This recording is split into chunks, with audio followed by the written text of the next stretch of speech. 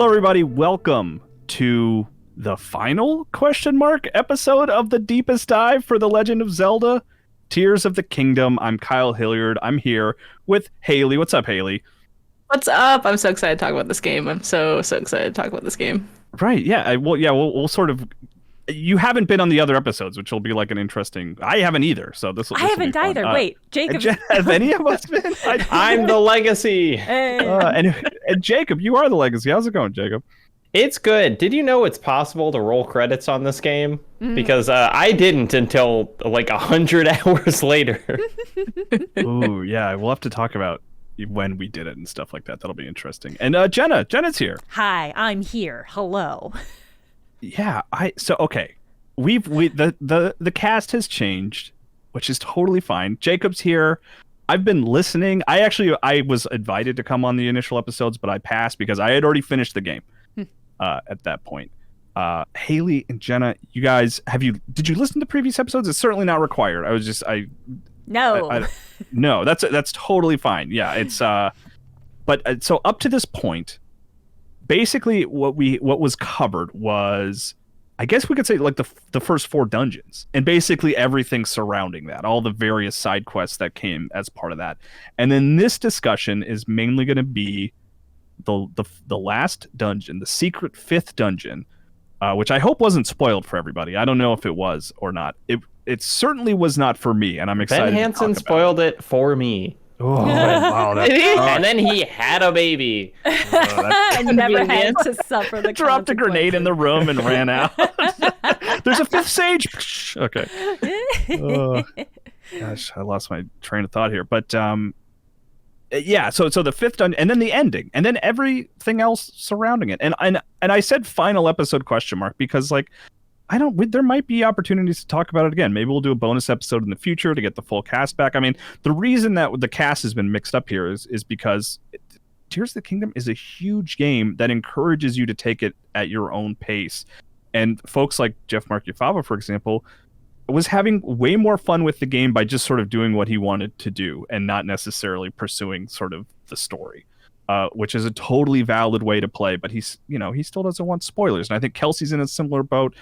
And then, Ben, who knows what happened to Ben? He disappeared into the ether. But yeah, so we have all finished the game, correct? Right? We've seen credits. Yes. Well, here, before we get into that, we'll play the familiar deepest dive game of most common comment. Which I will say there wasn't really, there are like 2 winners, but there wasn't really one standout specific thing necessarily that everyone talked about. So Haley, what do you think was the most common comment from MinnMax's community?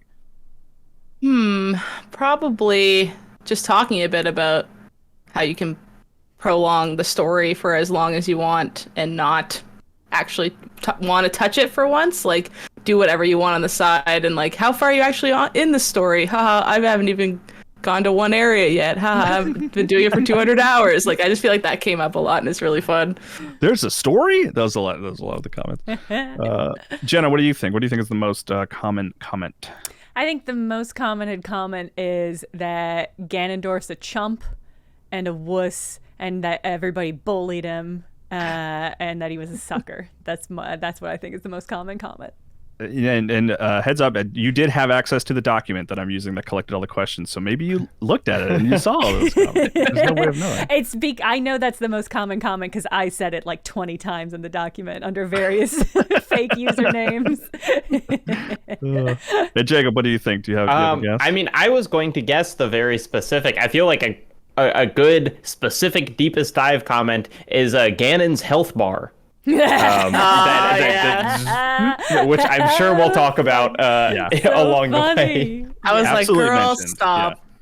Yeah. Mentioned, but not the most common comment. It's a little, maybe I'm being too umbrella with this, but really the most common comments were like, the end and what happens with Zelda and like the end boss fight, right? Basically those specific things, the Ganondorf fight, the dragon fight.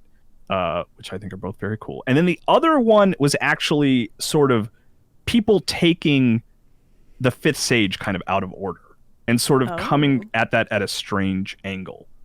There were multiple people who sort of found it the wrong way or a way outside of the game expected, which was absolutely how I found the fifth sage. I really love how I found the fifth sage. It was very cool. You can trigger that like out of order and do that it's just area out in the out of depths. order. Yeah. Mm-hmm. I walked by it, but I was like, that looks like a ling. I didn't even try. Yeah. Go ahead, Jacob, because I will. My story is kind of big and broad that I want to tell, because I also had this strange sort of version of it where I was like completely in. There was no one I could even talk to about it, right?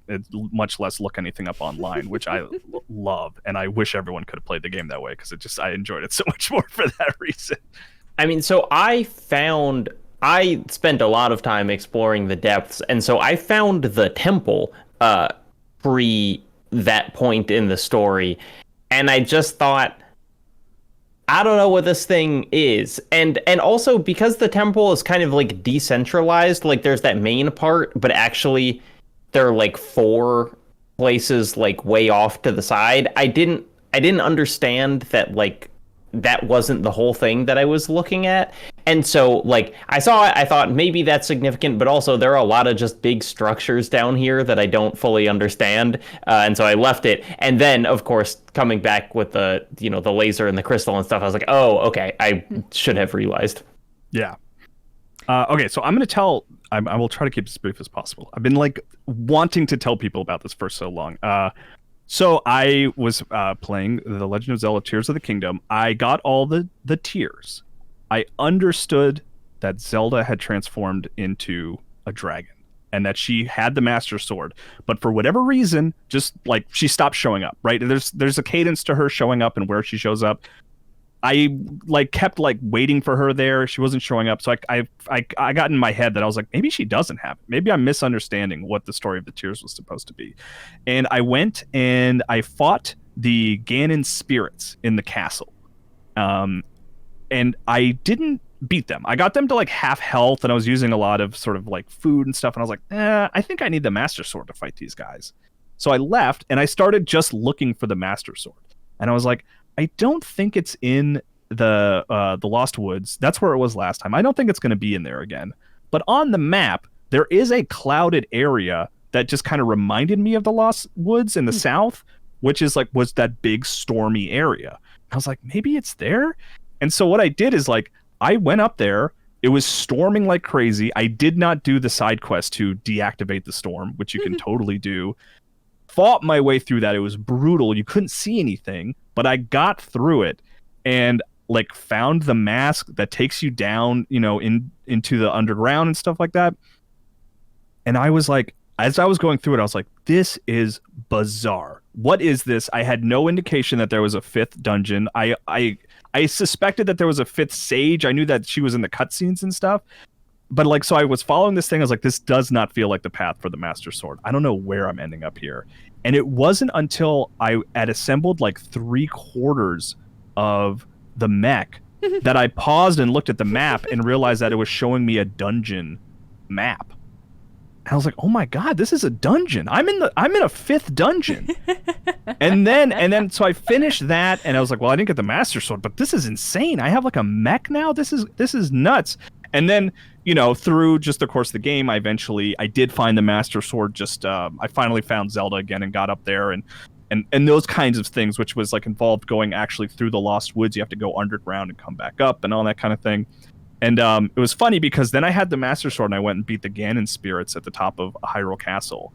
And the cutscene after that is very much like, all right, well, it's time to, like, we got to fight Ganondorf. There was a 5th sage. Like, that's the revelation in that cutscene. And there's literally a moment where there would be like, Link, did you know there's a 5th sage? And Link does that thing where he's like talking, but you're not actually he does the hearing like him. explaining motion. And they're like, they all do this animation where they're like, what?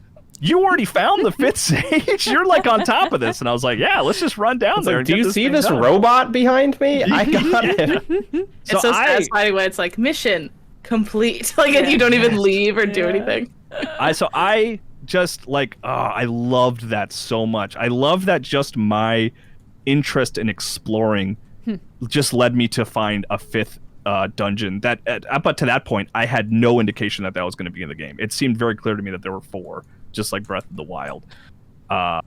So yeah, I loved that. So I don't know, did you guys encounter anything like along those lines, like going crazy out of order, or like, you know, like Jen's nodding her head, like how did you kind of like lead up into the end for that? Well, as soon as I think about after I'd gotten like 2 of the sages, I was like, it's time to visit the Lost Woods. I really prioritize like unlocking areas and finding their towers. So like I was going around and clearing off the map far sooner than I was actually like doing things in that area. And I was like, it's time to do the Lost Woods. And I did that thing where I'm like, let's just walk into the Lost Woods and see what happens. And the answer is exactly what you would expect. So that was not. Yeah, I brought in my torch. I'm sure you did the same thing. Yep. Like, I don't think this is gonna work again, but I'm gonna try it. I didn't bother that. I was like, well, I know how this game is going to want me to get to the Lost Woods, and I was exactly right, which is it wants me to go to the area beneath the Lost Woods and teleport upwards. And so I just did that, and I got there and cleared out the Deku, and he was like, hey, you want a cool sword, kid? I was like, yeah, yeah, I'd love a cool sword, mister. and so like all of that story about like Zelda and her, like I got all of that, I think a lot earlier than the game wanted me to. And it was very much the same thing where it was like, oh no, Zelda. Well, I know what all these cutscenes are building to, which was kind of nice in its own way to just like have that information and to get that information through the cutscenes with a different kind of perspective. And then after I got the 5th stage and everyone was like, man, if only we had a cool sword that a tree told us about. I was like, oh, wait a minute.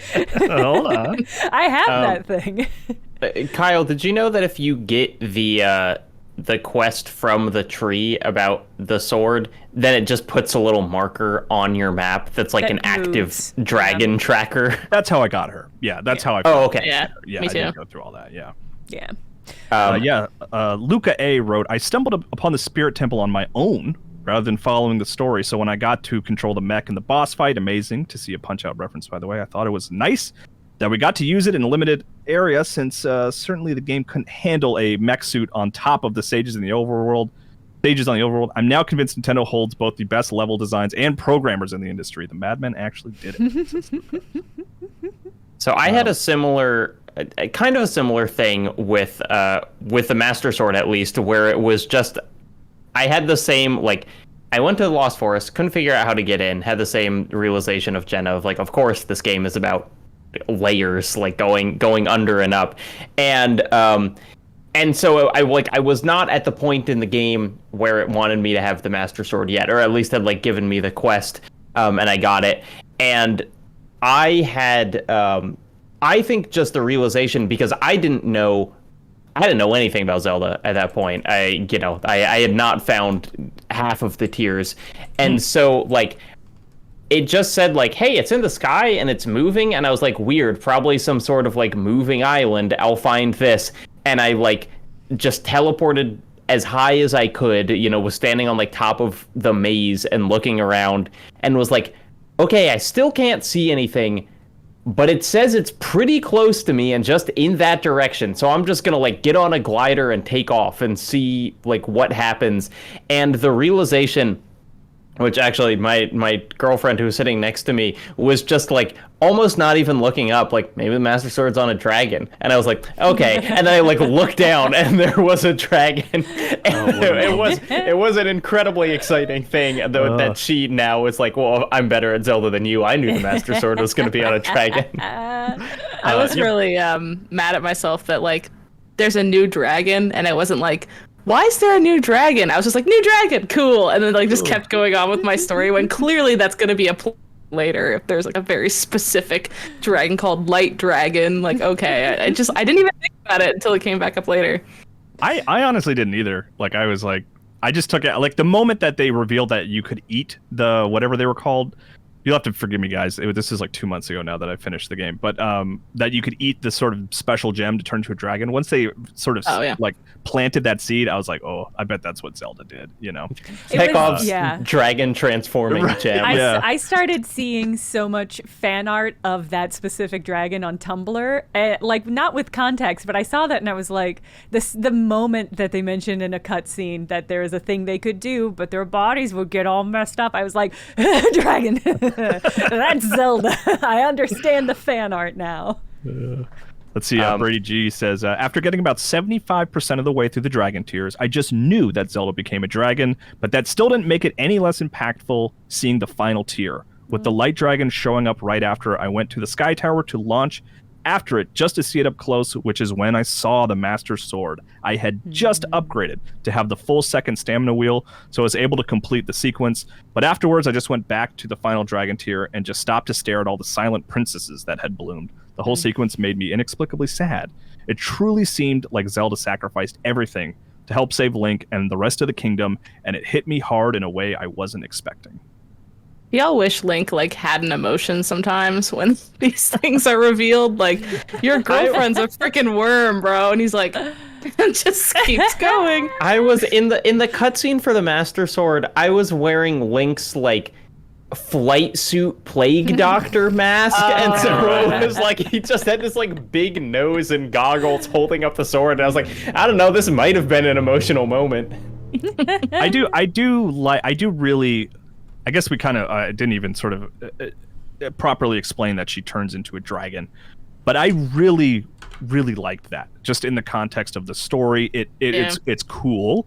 It makes like her appearance there, like the whole time, really sort of more impactful and interesting, and it also explains away something that always kind of bugged me about Breath of the Wild, like from like a narrative perspective, is like, what was Zelda doing the whole time? Was she just like trapped in some prison or something? So I appreciate the idea that she was there like the whole time. I really like that idea, you know?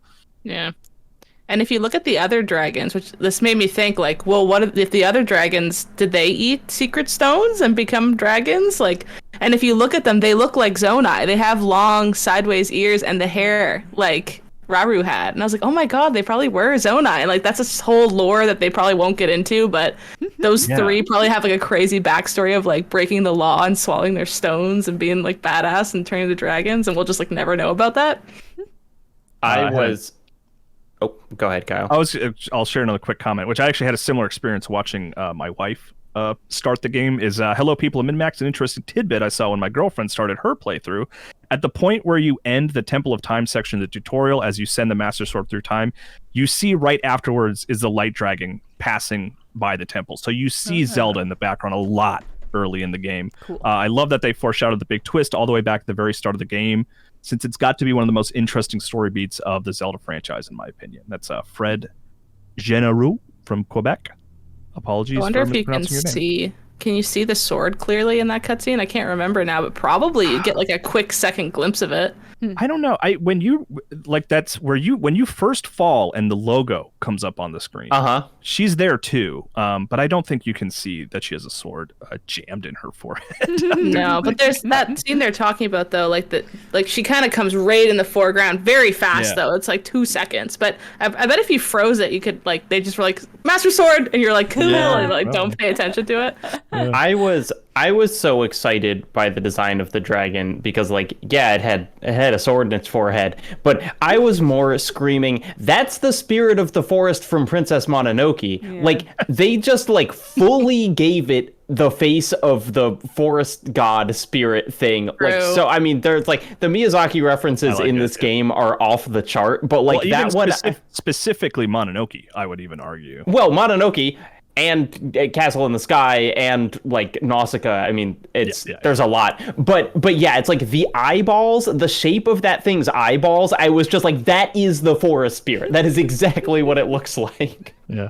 Jared P says, nice Spirited Away moment at the end there with the light dragon turning back into Zelda and both falling back to Earth. Yeah, absolutely. Yeah. And True. Zelda said she was a river, and everyone started crying. Oh my god. How's it like Poco Rosso? Was there ever like a pig flying a plane at You any make an airplane and you fly around. I don't think you can get a pig mask though. At least you can get a Bokoblin mask. Yeah, you can get some stuff that's pretty close. And Michael Keaton, it does a voice in the game. Okay. There we go. Do we? I mean, so if we're talking about Zelda, do we want to talk about Kyle, your favorite lore implications thing of like what? Because as people have already pointed out in our chat, like this means, for instance, Zelda was around in Breath of the Wild regenerating the Master Sword, right? Because if she went back 1,000 years and then like was just waiting as a dragon, she was there. There were 2 Zeldas and 2 Master Swords. Yeah, I guess that's true. Yeah, I didn't sort of. That is a trap you could fall into of like, what does that mean? You know, where it's kind of one of those things where, as much as and maybe I'm the nerd on this panel, I don't know how you guys feel about it. I genuinely love the broader Zelda lore. I don't care that they're very obviously like came up with it later and after the fact. I still love it, and I think it makes the games more fun for me. But that stuff, it is very much a decision that had to have been made after the Breath of the Wild. So I don't get too deep into that, but it still fits and makes sense, you know? It gets clunky sometimes where you're like, huh? Like, how did, there's that one point where Zelda's like, Ganondorf, that name is so familiar. I'm like, you sealed Ganon away for 100 years, sis? You don't remember, like, maybe he's got a full name? That yet, I guess, technically. But she says, no, it's when she's in the past with Rauru, because she doesn't realize it's Ganondorf until it's like she hears his name. She's like, that sounds like a familiar name. And it's just like Ganondorf, like it's just missing the Dorf. But she forgot. It's just kind of like those things come up sometimes. You're like, okay, she can't see what the health bar says. That's like player meta. We can see. I mean, not to like make excuses for them, but like you could surmise that between Breath of the Wild and Tears of the Kingdom, she did a lot more studying and researching of Zonai, and that's the period where she found Ganondorf when she stole Link's house and moved in. Just made herself an office in the well. In my head, they live together. We have no way of knowing how common a name Ganon or Ganondorf is. So, I mean, it could be like, maybe that's the equivalent of like Elizabeth in this world, where it's like, oh, you're the same evil Elizabeth that I slew 100 years ago. I'm like, well, that's on me. Your embodied rage. That must have been you. Yeah. I do always like plot beats that are, they're always like disturbing in a fun way, where it's like, this was a short time for you. It was a very long time for someone else. You know, there are several episodes of like Doctor Who or whatever that kind of play with that concept. And like, I do like they don't really imply that this is the case, but I like the idea that it's like, well, Zelda coming out might be like kind of nuts because she was a dragon for like 10,000 years. You know, the fact that she can turn back into a human and it's just like, I'm fine. I'm like, I don't know, if I was a dragon for that long, I think I would like have some residual effects. Well, she does say something like, it felt like I was just asleep. Like she does allude to the fact that to her it didn't feel like she wasn't like conscious all that time she was a dragon. Yeah, I think the fifth sage in one of those cutscenes even says something along the lines of like, the reason that you don't make that decision, the reason you don't, the end of Aladdin wish to be a genie, is because like it removes all your humanity. Like her brain basically, I think, turns off during that like period of time. I don't know. I feel like if I was asleep for 10,000 years and then I woke up, I would not be like, I'm fine. Okay, but if you went to sleep yesterday, slept 10,000 years, and then woke up today, would you not be like, oh, well, I guess it was all a dream, and I'm fine? Like, because it's not, like, 10,000 years hasn't really passed for her. Like, she has just simply returned to her own time, so, like... Yeah. She hacked her way out of that, honestly. She time traveled. Yeah. In a way. She did it the funny way, which is to just let time pass. And break laws. Break a couple Zonai laws. Yeah, it's like, any of us can time travel if we just went comatose for a long time. Yeah, why not? Try it sometime. This might be a good time to ask this from Ramses from LA. How do you feel about Zelda and Link's relationship at the end? With them living together, Zelda getting him gifts, and a shirtless Link catching Zelda and carrying her around like he is Fabio, posing for a romance novel. That was a spicy ending. Also, Zelda Dragon. What? I watched surprisingly, was that the end of the question? Sorry. Yes. Please. I watched a surprisingly convincing TikTok video about their relationship and about how they seem to live in the same house together and there's only one bed in the house. And why was she hiding presents from him in the throne room? It's because she couldn't hide it in the house because they live there together because they're in love. She has his elastics. Yeah, she tie his hair up. Yes. And it's one of those things where it's like, maybe this is implied, like, this is a TikTok video, so like I'm not taking this as canon truth because I'm certain they are leaving out counterpoints. But I like it and I'm into it, and I hope that they're romance. Yeah, it's honestly same. I like Zelda's iteration of Breath of the Wild and Tears of the Kingdom. I like one of my favorite parts of Breath of the Wild was, I don't know if you guys did this, but you can find her journals in Hyrule Castle where she talks about Link and why he's so quiet and stuff like that. And I don't know. I like the idea of them being romantically involved and her thinking about him to the point of writing about him in her diary and them moving in together. But I mean, I think if you ask Nintendo, they're just going to be like, oh, it's fully platonic. They don't even know what kissing is. That's not a thing that exists in this world. True. I mean, like, I think everyone ships them, but Nintendo will never push that letter and actually make them like end a game on a kiss or something ever. Yeah. I don't think that's ever going to happen.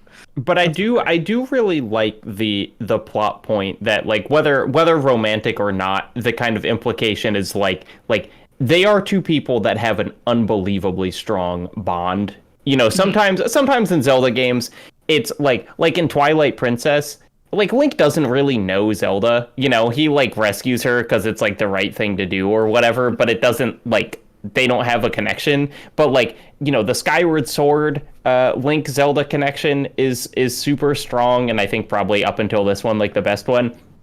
And I would still say my favorite, honestly. I like them. I like Zelda. My favorite Zelda is Skyward Sword Zelda. I mean, they get like way more time together in that. But I just do think it's like that moment at the end, and we're going to like the final cutscene here. But like the reaching for her hand as she falls out of the sky is like I think genuinely a very like a really powerful emotional moment, even though like cards on the table, like, did not care about the lore of the rest of this game, but like, you know, just that being like, we have this kind of indescribable connection, and you were a dragon for 10,000 years for me, and I am going to like fall out of the sky to catch you. It's like, you know, it gets you. Yeah, it's sweet.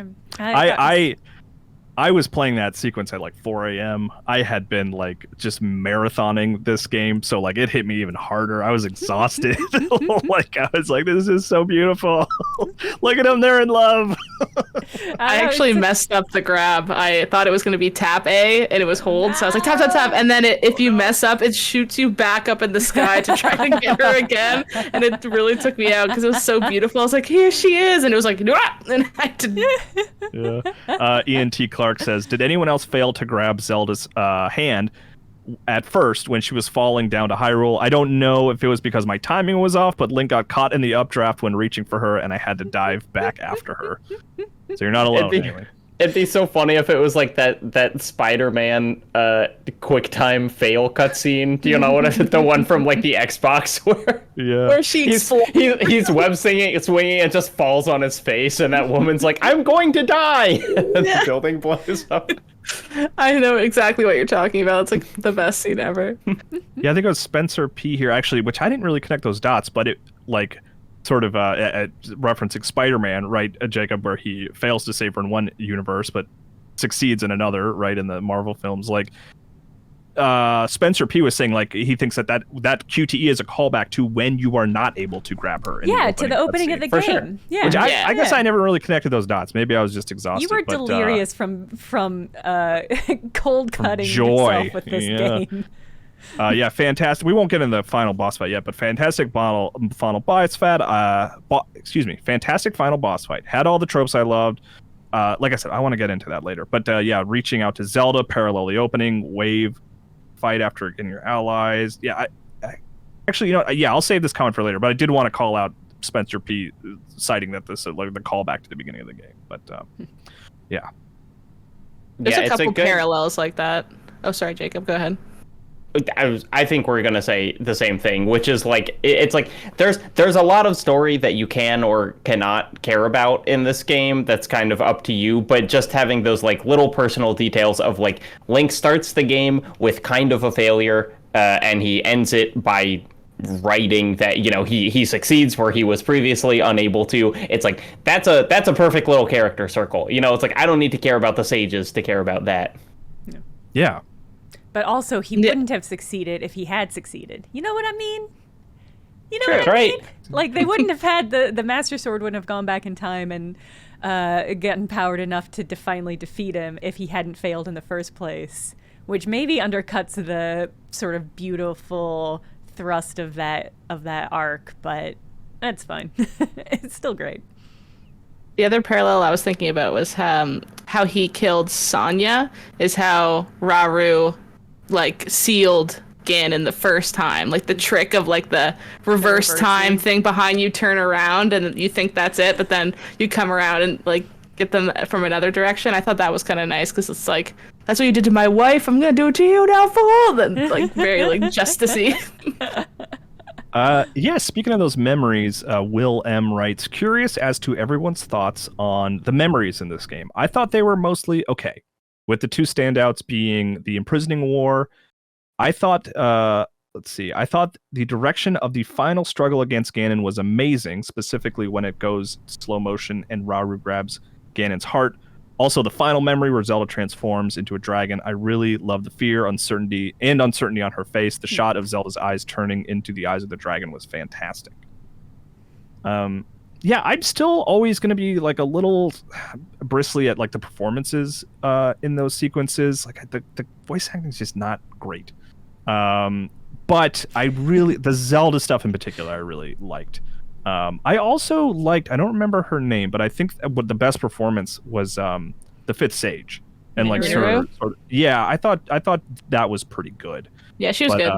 Yeah, everyone else was just kind of, mostly the winning elements of those cutscenes or the animation is really good. Like her transforming into the dragon, I really thought was well done and intense and cool. And I actually ended up watching it back like a few times just because I thought maybe there were clues for where the Master Sword was that I was missing when I couldn't find the dragon. So I kind of just like kept watching it back, and I really like that. Do you guys wish they were in chronological order, or do you think it worked where you kind of just like, oh, here's one, and they're kind of like mixed up time wise? It's fine. The with mixed them up is fine. mixing Up. Yeah, I also hunted down the all the tiers and did it in what was clearly a weird order, but it didn't do much to affect my enjoyment, such as it was of all the cutscenes. Yeah, I think they were. I liked the ones that the commenter pointed out. I did think there were some standout moments in there, but like a lot of them, I was just kind of like, it finished and I was like, what was like the point of that one? Like, what did I like glean from it? And I don't know. I felt like maybe I'm just remembering my favorites from Breath of the Wild. And I also think Breath of the Wild was telling kind of a more simple story, but like the memories there seemed to be more like concise memories where I was like, I understand why this is like a part of the plot here. It's like here's like Zelda having a conversation with her dad, and like I don't even need the rest of it to know like why that kind of matters here. And it was just like, there was a lot of sages talking to each other that I just kind of like checked out of, partially because I didn't have all the information, partially because it's like, yeah, the voice acting isn't that good, and I like didn't know what part of it I should be invested in. I also thought the post-credits cutscene that they had there had such weird vibes to me, because the energy was very much like, wow, look at all these sages, they're best friends palling around together. This is a nice moment to cap it off. And it's like, we never did that in the game. These people never hung out together in the game. So I don't know why you think serving me this cutscene about them being like, "Oh, you classic Goron with you messed up our oath," and it's just like, what do you think this cutscene is giving me? Like, this is not what our friendship has been. Their weird soulless little spirits met each other, and like that's it. That's it. Yeah, you're not alone, Jen. Rich Carrasco. I have another comment I'll read after this as well. Let's talk about the after credits scene in the game, because I feel like it embodies every problem I have with Tears of the Kingdom. Our sage friends line up in front of Zelda, recite an oath that I could have and probably did write in the 4th grade, while Link just stares ahead with no dialogue or facial expression. Why are almost all the cutscenes so bad? I understand the gameplay experience is top priority and how Nintendo approaches their stuff, but that doesn't mean you have to ignore the element that ties all the pieces together, the main quest. I think I'm done with expressionist Link. Like, I'm done with that being like him, because that was Breath of the Wild, and this, like, I much prefer Twilight Princess Link or Wind Waker Link or Skyward Sword Link, who smiles and like has an emotion. And I know people are gonna say, well, you're supposed to be Link, so like we can't do that too much, but like all you're cutting out is like sociopaths who don't smile. Like, you can smile and you can still become part of him. Like, I was specifically paying attention to his face during this cutscene. And, you know, she's essentially saying, like, I'm so happy we're all together. Yippee, you did it. Like, this is great. And he doesn't even move, like... I mean, to be fair, he did feel the same way I did in that cutscene. Yes, that's exactly what I was going to say, Jacob. It was like, that is accurate. I'm like, I don't know Mineru. Like, I feel bad she's dying, but, like, I don't know this character. I'm not emotionally invested in this character at all. But I will say, this game, more than any other Zelda game, I have seen this exact discourse of, like, is Link expressionless? Do we like that he's expressionless? If he is, if he's not, then do we like that? Like, I'm fascinated by it because, like, I don't, like, his face is not very expressionful. And I think there are moments where there are exceptions to that, but it almost feels like they didn't bother to fully rig his face because he's not in any cutscenes. Or smile. Like, why bother? The weird alternate of that is, like, he is surprisingly full of expression, like when he's climbing and stuff like that. But like, you really don't see that. Like, the ice, I remember I fell once, I think it was maybe even in Breath of the Wild, and like the camera like clipped through the wall, just so I got a good look at his face as he was falling, and he had this like look of terror on his face, and I was like, I could never even emulate it again. I was like, I want to see that Link more, you know? Oh my God, if you whip out a shield to surf on, he's like, yippee! Like, he literally exclaims with glee, and if you turn it around, he does smile and hop on his shield to surf down a hill. Well, you make an interesting point, because you pointed out the fact that you have to turn the camera around away from the thing that you need to be paying attention to see that expression. So, like, there are expressions, we don't get to see a lot of them, but I think he is very physically expressive. And I mean, we all did that gesture earlier of him like silently explaining. Like, I think there's something there. Like, he's very physically emotive with like his gestures and his postures and all that, because that's the thing that we, the audience, is going to actually like see and engage with. What you guys need to do is collect all the bubble gems, and then you buy the enemy masks from the guy that sells them, and when you put those on, Link's animations change. Oh, do they? Oh, really? Like he'll kind of haunch down like a bokoblin, and like the best one is the Lionel mask, because he like puts his shoulders up and like puffs his chest out. Baby. So that's very funny. It's there, guys. You just got to unlock it. There's also, I noticed at the very end, after getting the lightning armor, or the like power, the lightning stuff that you get for that later quest, where he's barefoot, nasty. He's nasty barefoot walking around Hyrule with his toesies out to the world. But he if you do that animation where he kicks open a chest, he will kick it and then go like, ow, my bare foot. That is good. And it's just like, the game has such interesting little animation details like that are so expressive of our sweet boy Link.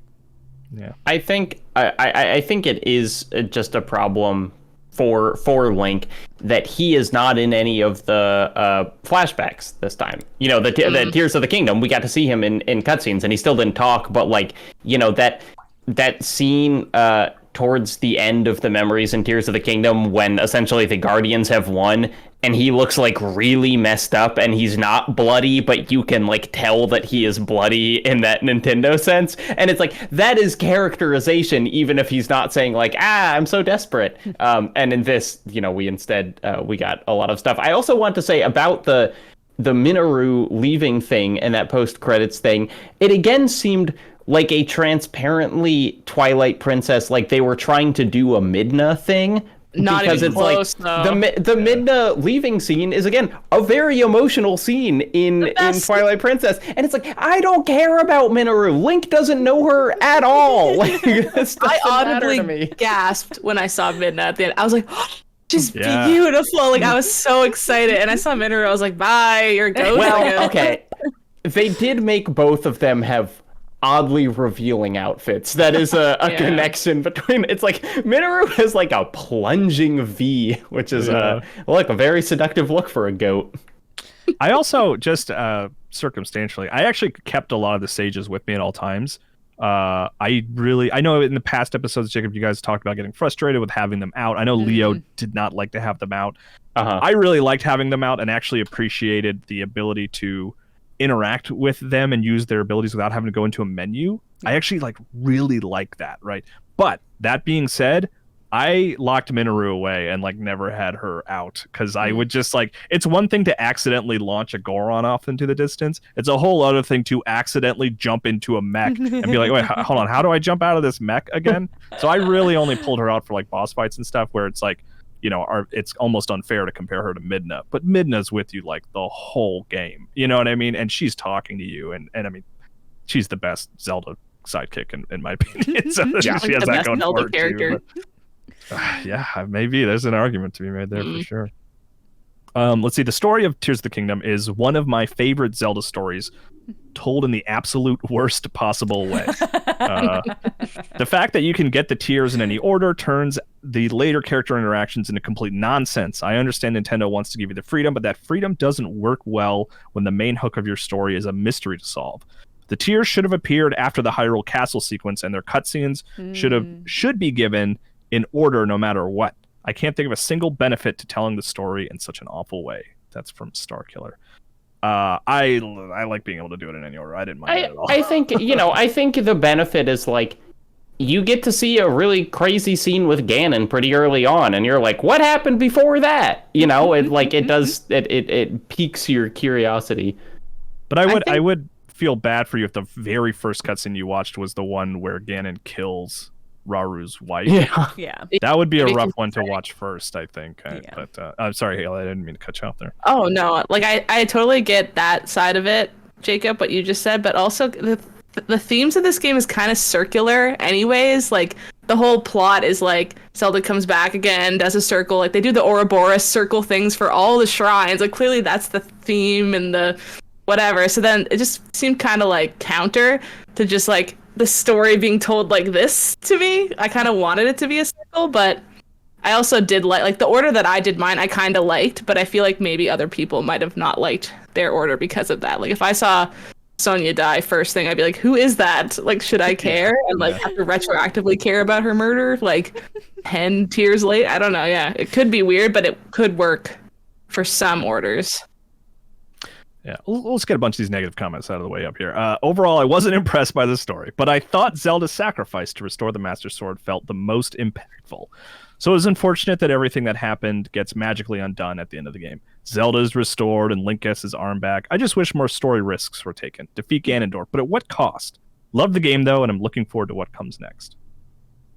I do agree that the Zelda transformation, I think, is the most interesting and impactful sort of story element of the game. Fully. Her going back in time, which you kind of figure out what's happening pretty early on, is cool, and then her transforming into the dragon. I think those are the best sort of story elements of the game. Yeah. I don't always expect much of a Zelda story. Maybe that's unfair of me, but they're all always very, I don't know. I just imagine them as always being very serviceable. They're never the thing that I'm most excited about a Zelda game is I can't wait to crack into this plot line. Yeah, I feel like it's a real plot versus vibes thing for me, where it's I don't that's not the kind of Zelda storytelling that I connect with much, but the kind of like, I do think the general like aura of like Link, Zelda, Ganondorf trapped in this eternal struggle, whatever. It's like they managed to wring compelling thematic things out of that, even though the like actual characters aren't always that compelling. And this game, to its credit, like had moments of the story that I was very excited about, and so I do kind of forgive like not caring about the characters because it still had like these big things that I will think about for a while. Yeah. Let's see. I want to point out how Zelda's lullaby is used in two powerfully contrasting scenes. During Zelda's Light Dragon transformation, her lullaby plays but pitches lower and lower to match the solemn and powerful moment of her determination and sacrifice to give hope to the future. Contrast that with the final fall to catch Zelda. Now freed from her Light Dragon transformation, Zelda's lullaby plays once again, but this time rising higher and higher as Link dives to reach her.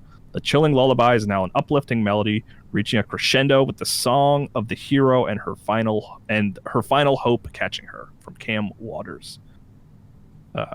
Yeah, I don't Kind of think like what you were saying, Jenna. Like she's falling asleep, so it kind of makes sense that like her lullaby is drifting her off, and then plays her back in when she's coming back to herself. Yeah, it's a lovely point. I also really love the band that you can get back together. Plays the song, and Love that band. I was almost disappointed to add more members because I just loved the violin rendition of Epona's song so much that I was like, do we need like drums and stuff here? I don't know. You need like a sousaphone.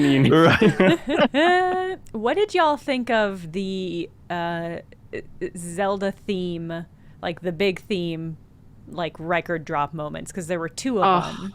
What did y'all think of that? When they use it well. Like it really hits when they drop that theme in during like. Wait, I'm sorry. We're talking about like the classic? Not. Okay, so not Zelda the character, but like the Zelda franchise theme. Yeah, they remind me of the moments. It's been a little while. It was. There were two of them. There was one, I think, right when you start the boss fight with Ganon, if I remember correctly. And then the second one was sometime after that. I finished the game last night, so it's all a little bit of a blur. Oh, okay. But I think it's... at the end of the dragon stuff, probably. I think so. I think when you're triumphantly defeated it. Yeah. I do remember... one of my favorite game trailers of all time is the Breath of the Wild has like one big trailer that has this incredible music track that's not in the game, and I always felt, I was like, I wish the game had like as good music as that trailer did, because it kind of strayed away from the big orchestral stuff. And so I was very happy that this game like gave itself those giant orchestral moments as well as still maintaining their little twinkly piano when Link is running around. Yeah. I was Bill Murray little bit tapping the keys to annoy the ghosts. I couldn't help but be I was a little bit annoyed. I was a little bit annoyed by the way that they used the themes record, like needle drop moment, because it was just like, for me, it's one of those things where it's like, this is so quintessential to the franchise that the fact that we got like this little taste of it at two moments, but it never like fully incorporates into like the audio, because like by the time it happens, it's so late. Like I don't even know exactly where they would incorporate it, but to me, it was just sort of like, it felt like a pandering nostalgia moment. And part of me was like, I'm the one being pandered to, and I love that. But in a larger sense, I was like, well, but like, this was your chance to like really fully incorporate this theme that you've built up for decades in a meaningful way in this story. And it just sort of felt like, hey, here it is. Here's your peanuts, kids. Get out of here. Yeah, the music in both Breath of the Wild and Tears of the Kingdom is a weird scaling back that I think sort of plays well into the loneliness of both games, of Link sort of traveling by himself and just kind of quiet solitude. And I love it for that reason. But there are certainly times where I was like, I think we could go bigger here for these moments, and I don't think it quite does. But when they show up, it is still very enthralling. And you know what? If I'm playing a Zelda game and they're pandering to me with Zelda music, pander away. Like give it to me. But I'm curious if this is your first Zelda, or if Breath of the Wild was your first Zelda, as I'm certain it was for many people. Like, does that mean anything to you? Did that music cue, did that mean anything to you? Or was it just like, yep, there's another little jingle? Yeah, it's a good question. Yeah, I'm not sure. Yeah, I mean, it's because that is iconic music, and I would imagine maybe even some people know it outside of the game to a certain degree. Maybe. They watch Scott Pilgrim versus the World. It's like, oh, it's a song from Scott Pilgrim. Oh God. My favorite theme rendition, which was in Breath of the Wild as well, but is like the horseback riding at night, that if you do it for long enough, you get this like ghostly little like da da da da da da da, and it really feels very sad and very lonely, of like, hey, remember when we played this all like big and grand? And so that's that is my favorite theme drop in these games, because it's so understated.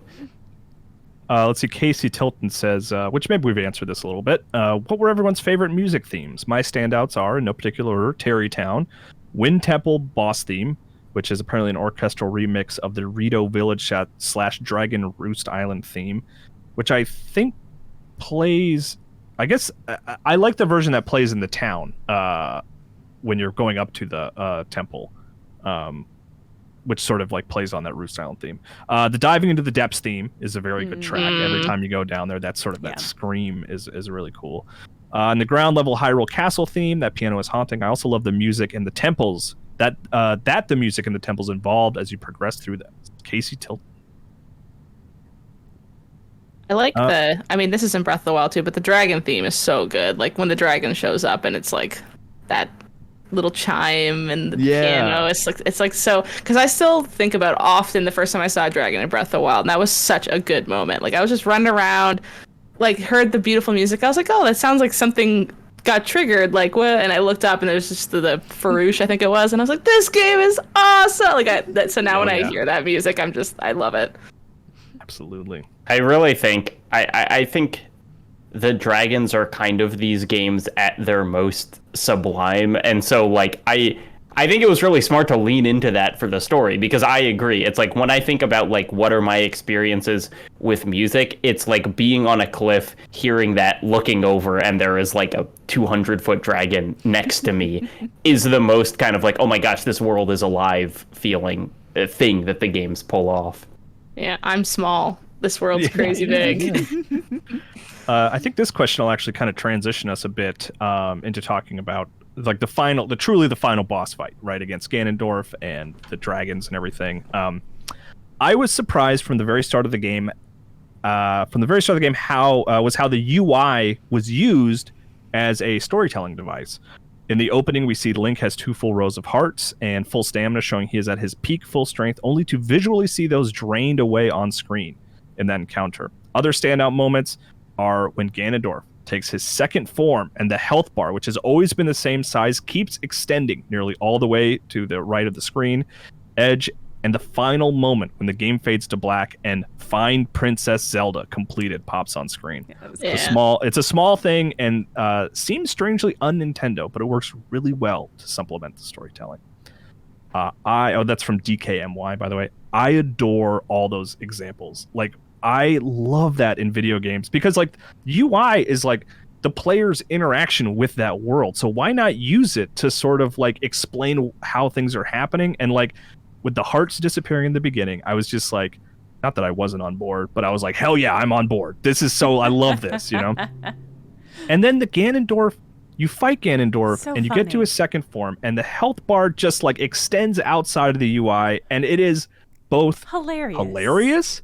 Yes, thank you. Yes, absolutely. It's hilarious and genuinely intimidating, because you're like, oh my God, what do I have to do here? So, I don't know. What do you guys think of that health bar extending? Because that really threw me for a loop. The funniest thing I've maybe ever seen in a Nintendo game.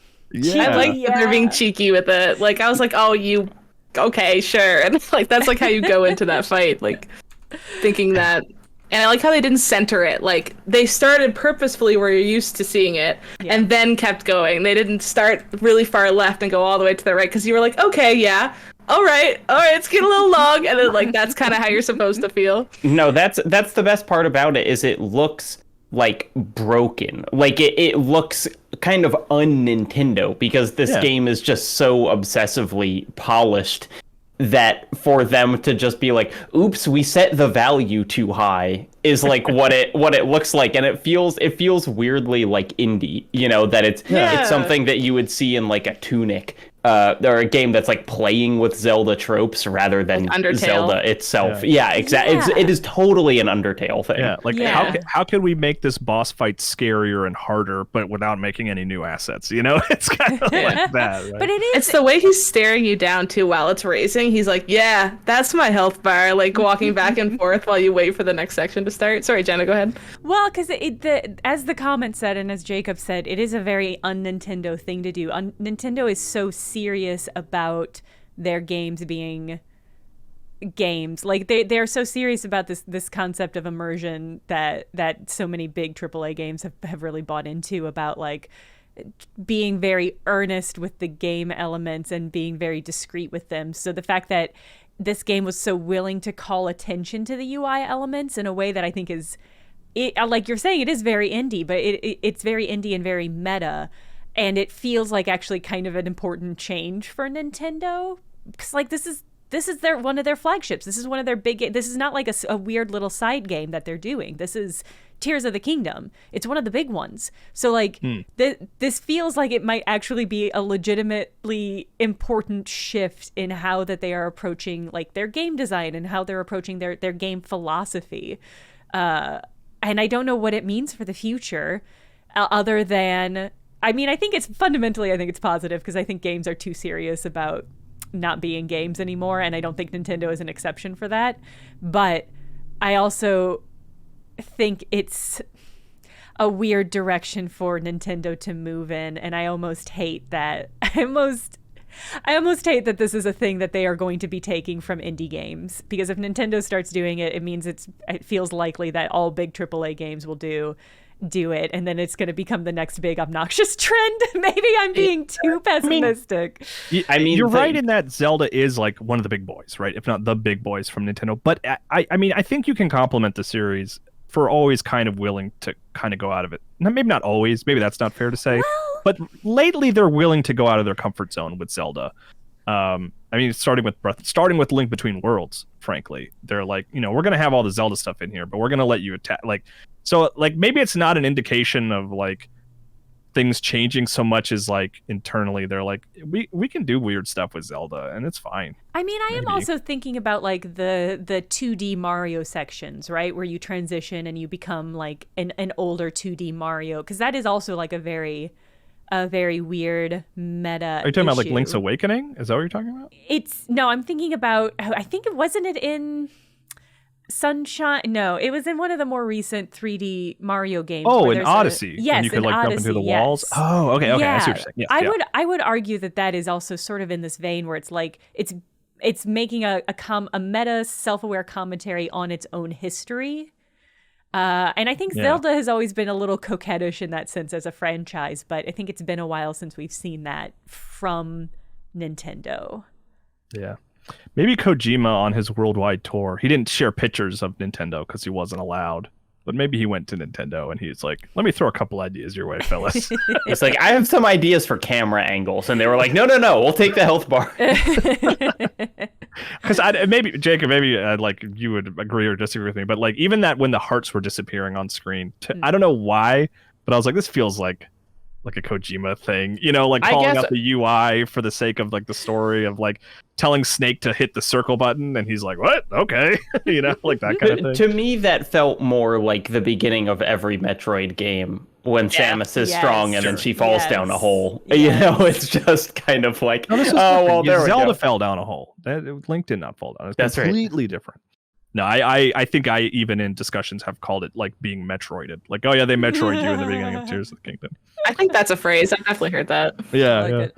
What did y'all think about the fact that he can flurry rush back? Although he didn't really flurry rush, he just dodged. But yeah, I didn't get flurry rushed. I kept expecting to. Yeah, as Jenna said early on, it's like I kind of beat his ass You know, I was like, that health bar is really long, and then I did like one flurry rush combo on him, and I was like, oh, I guess I have to do this 5 times, and then the battle's over. Yeah. I mean, it's the Elden Ring of it all, or not really Elden Ring. It's like the Dark Souls 1 of it all, where it's like, oh, I can just parry this fool. Bye. Like, yeah, we all did that. Yeah. Kyle and I are like, totally. You didn't beat Dark Souls 1 that way by simply destroying the final boss. I'm so good at parrying. I did. I watched earlier today because I was curious what happens if you go down there. If you do, I guess like the Breath of the Wild speedrun thing is like, okay, you run straight to Hyrule Castle. You have to fight all 4 bosses. Then you get to fight Ganon. If you don't do any of the temples. If you don't do any of the temples in this game, it is bananas the amount that you have to do, because it's 4 waves of like Ganon's army, which is, the kind of mobs that you have to fight. And then you have to fight all of the bosses from this game, which is 6, because it includes both the 5th Sage robot fight and Phantom Ganon. And that, like, the one that appears on top of Hyrule Castle, and then you have to fight Ganon proper. And so it's like, I haven't watched speedruns of this game yet, so I don't know exactly how they like prepare for those. But it's like, it is a wild amount of fighting that you have to do on your own if you choose to not do any of the temples. It's really fun. You fight the bosses at once? It's really funny. You don't fight them. You don't fight them at the same time, but you do. It is just like 1, 2, 3, 4, 5, 6. You have to do the boss rush instead of your sages. Yeah. Yes. Funny. Which is how it is in Breath of the Wild as well, to be clear. Apparently, according to the chat, speedruns clip through the wall and skip those fights. Oh. Of course they do. That's true, Kyle, but there are only 4. Yes. There are only 4 bosses. Yeah. Let's see. Mark L from Baltimore. Let's see. Hold on one sec. They're referencing someone else's comment. The final boss fight was great with all the little surprises. At one point, Ganondorf flurry rushed. I beat the 4 main temples and ended up deciding to go into the depths under Hyrule when receiving the questline to find Zelda in the castle.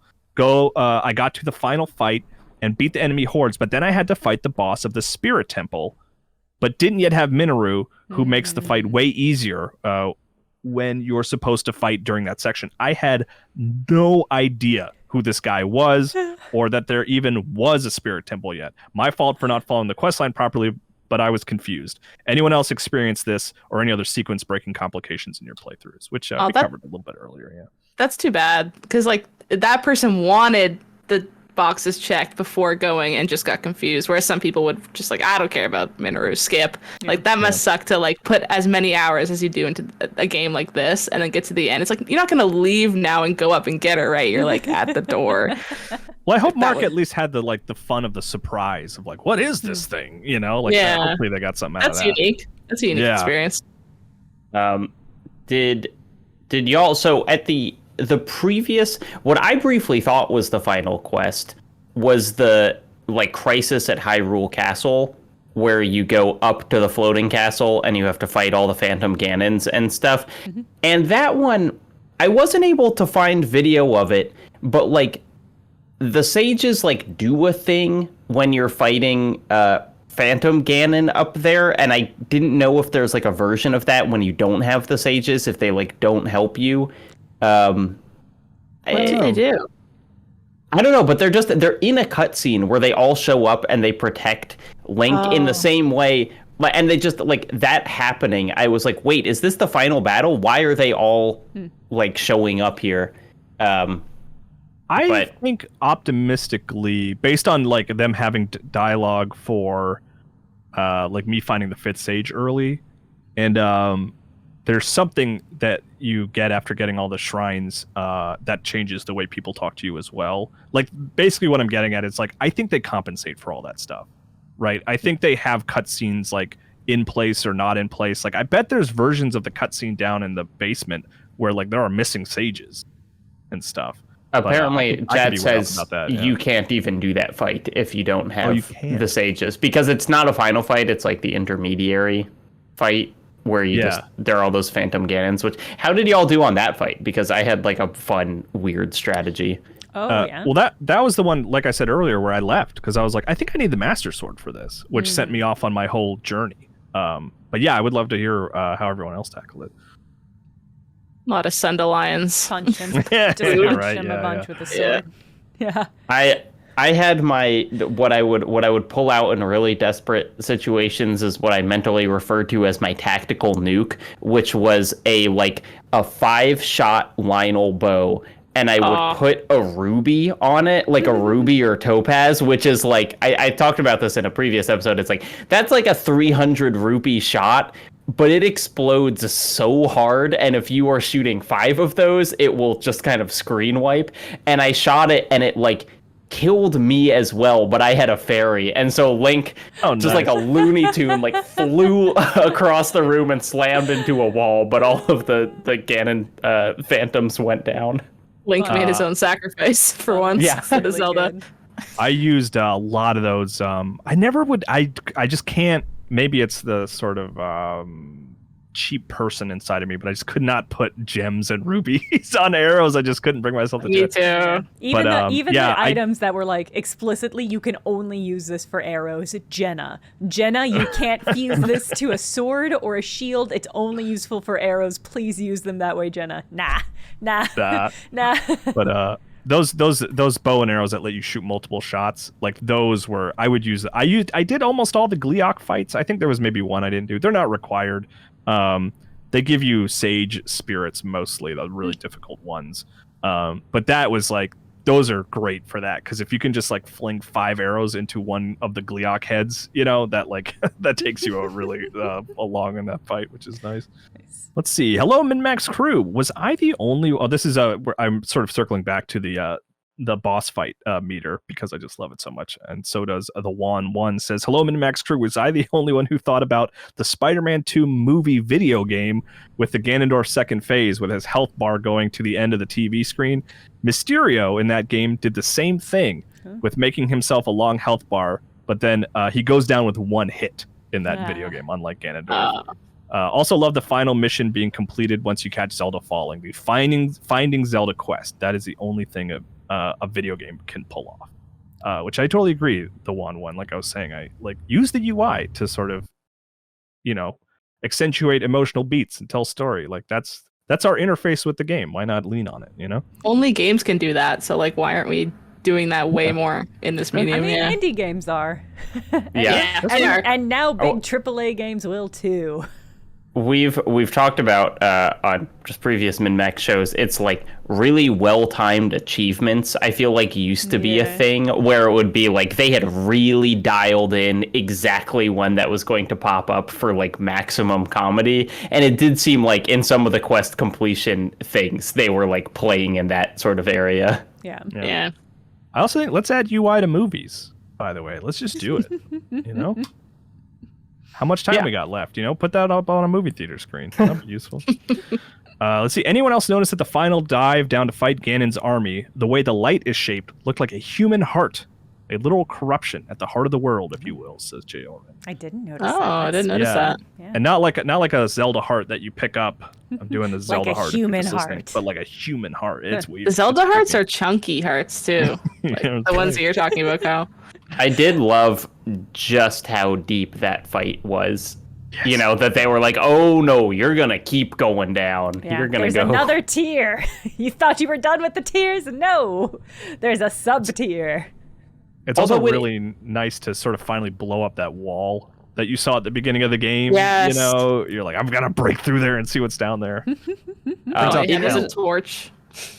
It is weird that there's so much just area in that play. It's I walked in and I was I'm ready to beat the game. Let's go. I'm fighting Ganon. And I was you're gonna go through tunnels for a while and break a bunch of boulders, and you'll fight a bunch of Lizalfos down here, and then you'll get to Ganon's army. And it reminded me of in Breath of the Wild when I first walked into Hyrule Temple or Hyrule Castle, and I was time to beat the game, and they're no, this is enormous. You're gonna be wandering around here for 2 hours. This is a dungeon in all but name. Sorry to break it to you. Did you guys just kind of sprint down there? I did not really fight anybody. I was pretty strong at the time. I probably had 1.5 row of hearts. But I was like, I actually enjoyed it more that way. I wonder if they even really expected people to stop at every fight. But I loved the sprint, just going deeper and deeper and deeper and deeper until you're like literally looking at a beating sort of heart in like the core of Hyrule, I guess. I don't know, but I really love that. I liked approaching it as a sprint. I thought it made it way more interesting and cool. Yeah, I didn't engage much. It felt like this was a like, hey, don't forget to have shields and stuff. It felt like a moment to like fill up your inventory if you need it, and that's what I treated it with. I was like, all right, this is a slightly better shield than the one I had. Let's go. Yeah, cook a bunch of dandelions. Yeah. My partner was. Oh, sorry, Jacob. Go ahead. I was just gonna say at the end, I was like, I would burn through shields way faster than swords. You know, I think maybe less in the final boss than like when I was fighting Lionels. But it's like a Lionel, it's like it gets 2 hits on a shield, that thing just explodes. And so it'd be like, I have plenty of spears, but I don't have anything to hold in my other hand. Gosh, I've just always been a dodger and not a blocker. Like, so Me too, actually. Overloaded Same. on shields. Yeah. There was I stopped to like cook before I actually went in to see Ganon, and my partner was weak because there was a lizard, like one of the white ones, the really strong ones, who kicked my butt more than Ganon, genuinely, like in a hallway. Like I found it harder to get around to, and I wanted to kill him because that made me mad. So I was like, I'm gonna kill this lizard, the only thing I'll kill on the way to Ganon. It was like a low-key harder than the Ganon. I know exactly a what little you're bit. talking about. Like, 'cause he's on a corner. Yeah, he's in a hallway, Yes. right? Yeah. Yes. He sucks. Yeah. He's so strong. I mean, I had that was an issue, I think, throughout the game for me, where it's like I never died. I don't think I died once to any of the bosses, but like a rude boy in a cave giving me sass. I'll just be like, I can just kill this guy. It's fine. Oh, I'm dead? Oh, all of my fairies are gone? Ah. It's like, oh, the silver bokoblin that takes like 400 times more hits than all of the other ones. Yeah. Yeah, once they start having white, like, once the white ones show up, you're like, ugh, I'm not even messing with Also, a complaint that I have about those high level enemies is that like all of the horns looked cooler as the enemies got stronger, except for the silver bokoblins, which just had like a horn with a pom-pom on it, and it was like an anglerfish or something. It was like frequently the strongest thing I had in my inventory, so I made the master sword just look absurd by attaching it to this pom-pom. Oh, you know what? I didn't even try to attach anything to the master sword. I'm just realizing now. It didn't seem important. I was like, I'm not going to sully the master sword. Could you? I didn't realize you could fuse stuff to it. Okay. It's actually a good idea. It looks cool. I discovered it late, but it makes the master sword way stronger, and then and then you're not like attaching an item to a weapon you're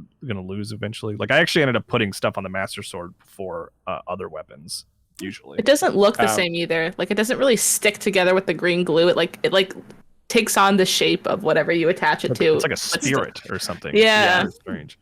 Though I was always unclear. I thought that you could only attach things to it because it doesn't have a damage number, which I found confusing. It's like you got the master sword, and I was like, well, how much hit does it do? And it doesn't say. Master sword damage. Yeah. I don't know. It messed up Ganon just fine by me. So I guess it's fine. Let's see. Okay, this is a comment I sort of skipped over earlier, but I wanted to come back to. Fantastic final boss fight. Had all the tropes I loved. Extra long health bar, phase 2. Boss with your abilities, Flurry Rush. QTE to reach out to Zelda, paralleling the opening. Wave fight with your allies. Getting hit, permanently losing hearts. Plus the music was solid during it as well. The dragon fight was less fun, but better than Breath of the Wild's boar fight. And still a great end to it all. It was goofy seeing the final cutscene in my glowing parachute pants, though. Yeah, I love those Jinko jeans. Yeah, I mean, we should talk about the dragon fight. I love it. I really adore it. I like it's a trend in games. A lot of games do it where the actual hardest boss fight is the penultimate fight, and then like the final which Breath of the Wild did it too. Which is like the final fight is kind of just meant to be fun, you know, and like. Flying around in the sky is like one of my favorite things to do in Tears of the Kingdom. So to make that sort of the primary sort of avenue for combat was like super fun. Just like flying around, and Ganondorf looked awesome as like Ganondorf dragon. I don't know. What did you guys think? Because I really love that whole dragon finale. I agree that I liked it even better than the boar fight in Breath of the Wild for sure. There was so much emotion. Yeah. Yeah, like just the fact that Zelda's helping you. She seems to have a bit of consciousness all of a sudden because she's actively helping you. Yeah. And you're kind of like, wait, she's still there. So you're like thinking about that while you're fighting. Like I thought, I bet it's hard to develop like the mechanic of I can choose the speed in which I fall, but Zelda still has to pick me up. I bet that was very hard to maneuver because I was trying to be generous and slow down so she could pick me up. But there's a couple times where I sped by her and they'd have to like worm her down and pick me up again. I thought they did that really naturally and it felt really smooth.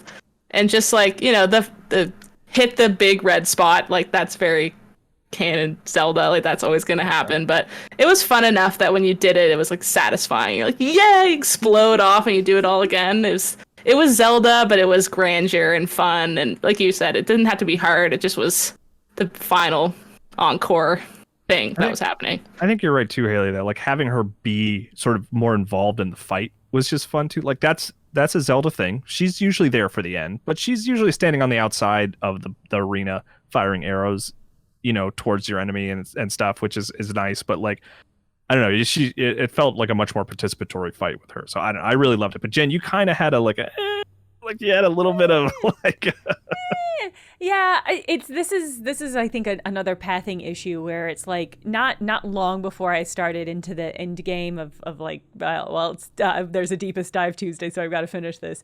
I was exploring the depths and I came across another variant of the boss fight in the Wind Temple where you had that giant dragon that you had to shoot into the belly of, because there's just one of those hanging out in the depths that you can find. There are like 6 of them. Yeah. Horrifyingly. It was genuinely a very upsetting moment for me personally. Yeah. Every time I saw them down. Specifically, every time I ran into them underground, I was like, yeah, I love this fight. I love that fight this too. This is the easy one. I engaged immediately, but it was like I was going through the depths and this thing just sort of suddenly emerged from darkness. So that was very upsetting. But I had sort of just very recently done one of those fights. And so when we got to this dragon fight, it didn't feel like... It felt not as enjoyable as that fight, which I thought had really, really great, like, fun, like, diving and using the pausing a mechanic that you get with the bow and arrow, and like it felt more engaged. And so I think coming from that and then going into this, it was just sort of like, yeah, you just kind of land and boop him.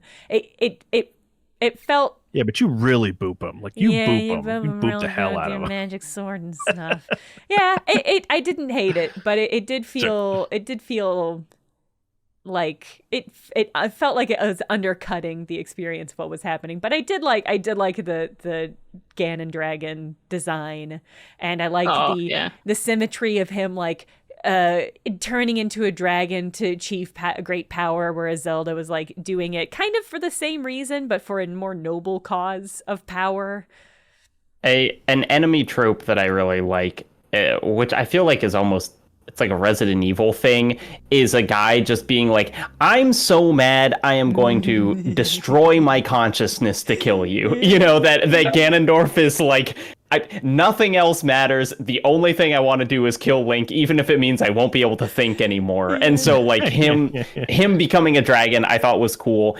I agree with you, Haley, on the Zelda pathing thing. I thought was so neat because like, they didn't explain it. You know, I think if they had a little pop-up and it was like, here's this mechanic, she'll catch you, it would have seemed less so. But I was just like, I really hope she gets me because now I'm falling past Ganondorf. And then like she would. And I just thought that was like a very... Yeah. It was really exciting. And so I don't know. And I also just I like the imagery. I like that you got to have a final boss fight kind of on land and in the depths and in the sky. Just seems very, you know, it's like that's what this game is doing. It wants to give you all three, and the fact that it ended in the sky, which was my favorite place to be, was just very satisfying. Mm-hmm. You saying Resident Evil like sort of unlock some memory that I had where I think I have this... I don't know if this is going to work. This might be totally irrelevant and maybe I'm embarrassing myself, but on the episode of the MinnMax show where I talked about Zelda for the first time, the topic of characters turning into monsters came up. Hmm. And I had to sit there and just like sort of hold my tongue because I was like, the game wasn't even out yet. Like I was trying, I didn't want, but I think I saved a clip. I'm just going to play it from my phone into the microphone. It's 30 seconds long. So if it's embarrassing, then we can just move on. But let me see if I see. Are you searching for it? Do you need Mark us to? Polly writes in, or Polly, they say, good day, y'all. This one's been bugging me for years. In most horror games, you will fight a boss, and after taking some damage, the boss will transform into some grotesque monster with flailing limbs and tendons. Do you think this is a one-way process, or can they revert somehow? It's quite a commitment, don't you think? What if they have dinner plans? I mean, they never live though, so it's never come up, I guess. Yeah, this would be the great premise for a game. Is like it's a boss who has to transform into some monstrosity to defeat the little human, but then they win, and then the rest of their life is like, oh god, just like Salazar in Resident Evil 4 was like, oh, I'm so weird now, I hate it. None of my outfits match anymore. I can't wear hats. This is the worst. Just a stupid little hat on his huge form. Yeah, there it is, Mark. There's your answer. Hello, Jenna and Nicole. Yeah. So that I had beaten Zelda at that point, and you were like, what if you turned into a monster? Then you had to live the rest of your life as a monster. And I was like, if there was only some video game that thought about that, and they stayed a monster for 10,000 years. I mean, but then she goes back and she can wear yeah. her cute little dresses again. It's fine. Her cute little. She They doesn't don't have to really get her explain tux how they can retailored. fix her. Yeah. Yeah, I had to that kind of was- wave that off. I It's like, love yeah, that. I it's was so Zelda, she happy. can't I was so happy they didn't explain that. Because when the post credits cutscene started, I was like, no, the game's over. It had a perfect ending. Why are you doing this? I thought they were going to be like, well, you see the midichlorians in Zelda's blood. Or like, it was, oh my god. Let's see. From Kreese guy, Kreese the guy with a bunch of E's. I thought the ending of Tears of the Kingdom was incredible and brought me to tears, no pun intended. Everything leading up to the final battle in the sky with Dragon Ganon was jaw-dropping. I felt the initial fight with Ganon was the closest thing to this is an interesting sort of thought, the closest thing to the Zelda Space World 2000 reveal that we've gotten so far in the Zelda universe. The climactic battle with Ganon brought me back to the moment I saw that Space World fight, and I was ecstatic, thinking I'd one day be in that fight against the most evil villain. We finally made it, boys and girls. 10 out of 10. Yeah, I feel like one. I feel like that Space World fight was the final boss of Twilight Princess. Well, I wasn't you going know. to say that, Jacob, but yes, But absolutely. yeah, they're both good. They're both good. Yeah, I think it's just that they're getting at that it's like a one-on-one sword fight, right? Which Twilight Princess does very well as well. But yeah, I hadn't even thought of that Space World demo. I just thought that was funny that they're bringing that up. Let's see. Oh, please go ahead, Jacob. Well, here, do you have more on the end? Because I just Oh, yeah, there's we some got- like random stuff I want to talk about. Please, no, I got lots more comments to read. I'm not going to get through all these, and I apologize to everyone whose comment I didn't get through to. The ending sequence is simply amazing. Probably my favorite in the series. Saying this after my month-long love story with Tears of the Kingdom has finished. The way in which you reach out to Zelda to save her, making up for not catching her when she first fell when exploring the castle catacombs during the prologue, nothing talks to me more than the symbolic closure of narrative themes. Talk about a hero's journey, am I right? Still feel goosebumps when thinking about it. Also, shout out to the Demon King life bar going Super Saiyan past its boundaries. Yeah, let's see. I mean, like I said, I have a lot more comments, but like we've hit a lot of the ones about the final fight here. Here's my complaint about the game and what we've been talking about. Mineru as a sage looks like she should be so strong and sucks. When you get when that mech shows up and you're like, oh my gosh, I'm just gonna be swatting dudes out of the way, and then somehow the mech is like worse than you on the ground. It is. I didn't Yeah. like that I either. hated the mech. I wanted to hop off to kill things. Yes, I absolutely did. Yeah, I tried that. I immediately tried fast traveling closer to where we needed to go with the mech. The game was like, "All right, but you're bailing on Mineru," and I was like, ugh. So I just like ran and she teleported to meet up with me when necessary. It was like, I'm not doing this. That genuinely one of my least favorite tropes in a game is a very, very dramatically late dramatic paradigm shift in how you move and fight. And that was exactly that, where it's like, oh, you're really slow now and all of your buttons do different things and you're really weak. So I hope you have fun doing this. And it's like, I'm not going to. Zelda, I'm not going to. I did not love that boss fight. Like, it was fine, but it was just like, I'm a worse character. I'm a worse version of myself. It's like when I thought that it was only going to be for that temple, I was like, oh, cool, this is a fun change up. I assume they'll make me very powerful because it's only for now. Yeah. And then they don't, and then you get her for the rest of the game, and she's like not good. Except I now I'm remembering what I did. Just kind of to feel cool, I would give her a cannon on each arm, and so my mode, I would alternate. It'd just be like, pow! And so fighting Ganon's army, I did feel like I was on like a Gundam and just like blasting through it. I was surprised that she would stick around with you as much as the other sages would. Like that, like, you know, jumping between tiny little sky islands, and she would like pop up as a giant mech. I was like, oh, you can come up here. Oh, all right. Well, then feel free to hang out. Yeah. You know? It was in Congress. I liked that you could put a fan on its back and then it would run around like fast because it had a fan on the back. Yeah. All right. How many of y'all got the Hylian shield? Anecdotally, it seems like much fewer people got it in Tears of the Kingdom than in Breath of the Wild, says Diesel Watts. It broke during my Ganon fight, and I was so upset because I was like, Oh, I had no. the Master Sword and the Hylian Shield, and I looked classic Link, and then he hit it like twice. And I was using it throughout the game, but I was mostly saving it because it's like the best shield in the game. You can rebuy it though with the you can? pose. Okay. Yeah, the pose statue sells it back to you if you break it. But Where do you get it from? the castle in the bottom, like the water kind of area of the castle, there's like it's almost like a where you would dock a boat, kind of. It's still floating though. You can like go in, and it's just in a chest up there. So I haven't hard to get. I think there's like 2 little enemies in the way. I think you have to set something on fire, though. Don't Yes, yeah, it's like the Yeah. classic, like put a torch up to the 2 things, and then I don't know if it's exactly in the same place that it was in Breath of the Wild, but it's pretty dang close. I think it might be. Omega Yeah. Buster Almost. in the Twitch chat says basically the same place as Breath of the Wild. Okay, yeah. Yeah. It was one I got very late. Because it was one of those things where I was like, I'll probably come across it somewhere else. And then I had like basically finished the game. I was doing like hunting down the final shrines, and I was like, I haven't gotten the shield. Let me go. I bet I know where it is, and found it in the castle. That leads me I kind of liked they put it in the same spot because then your brain goes, I'll go check again. And you're like, oh, it's here, cool. And then you just move on. that leads me to a super, super important question, which is, what was your drip for the final boss? Did you go for power? Did you go for very good style?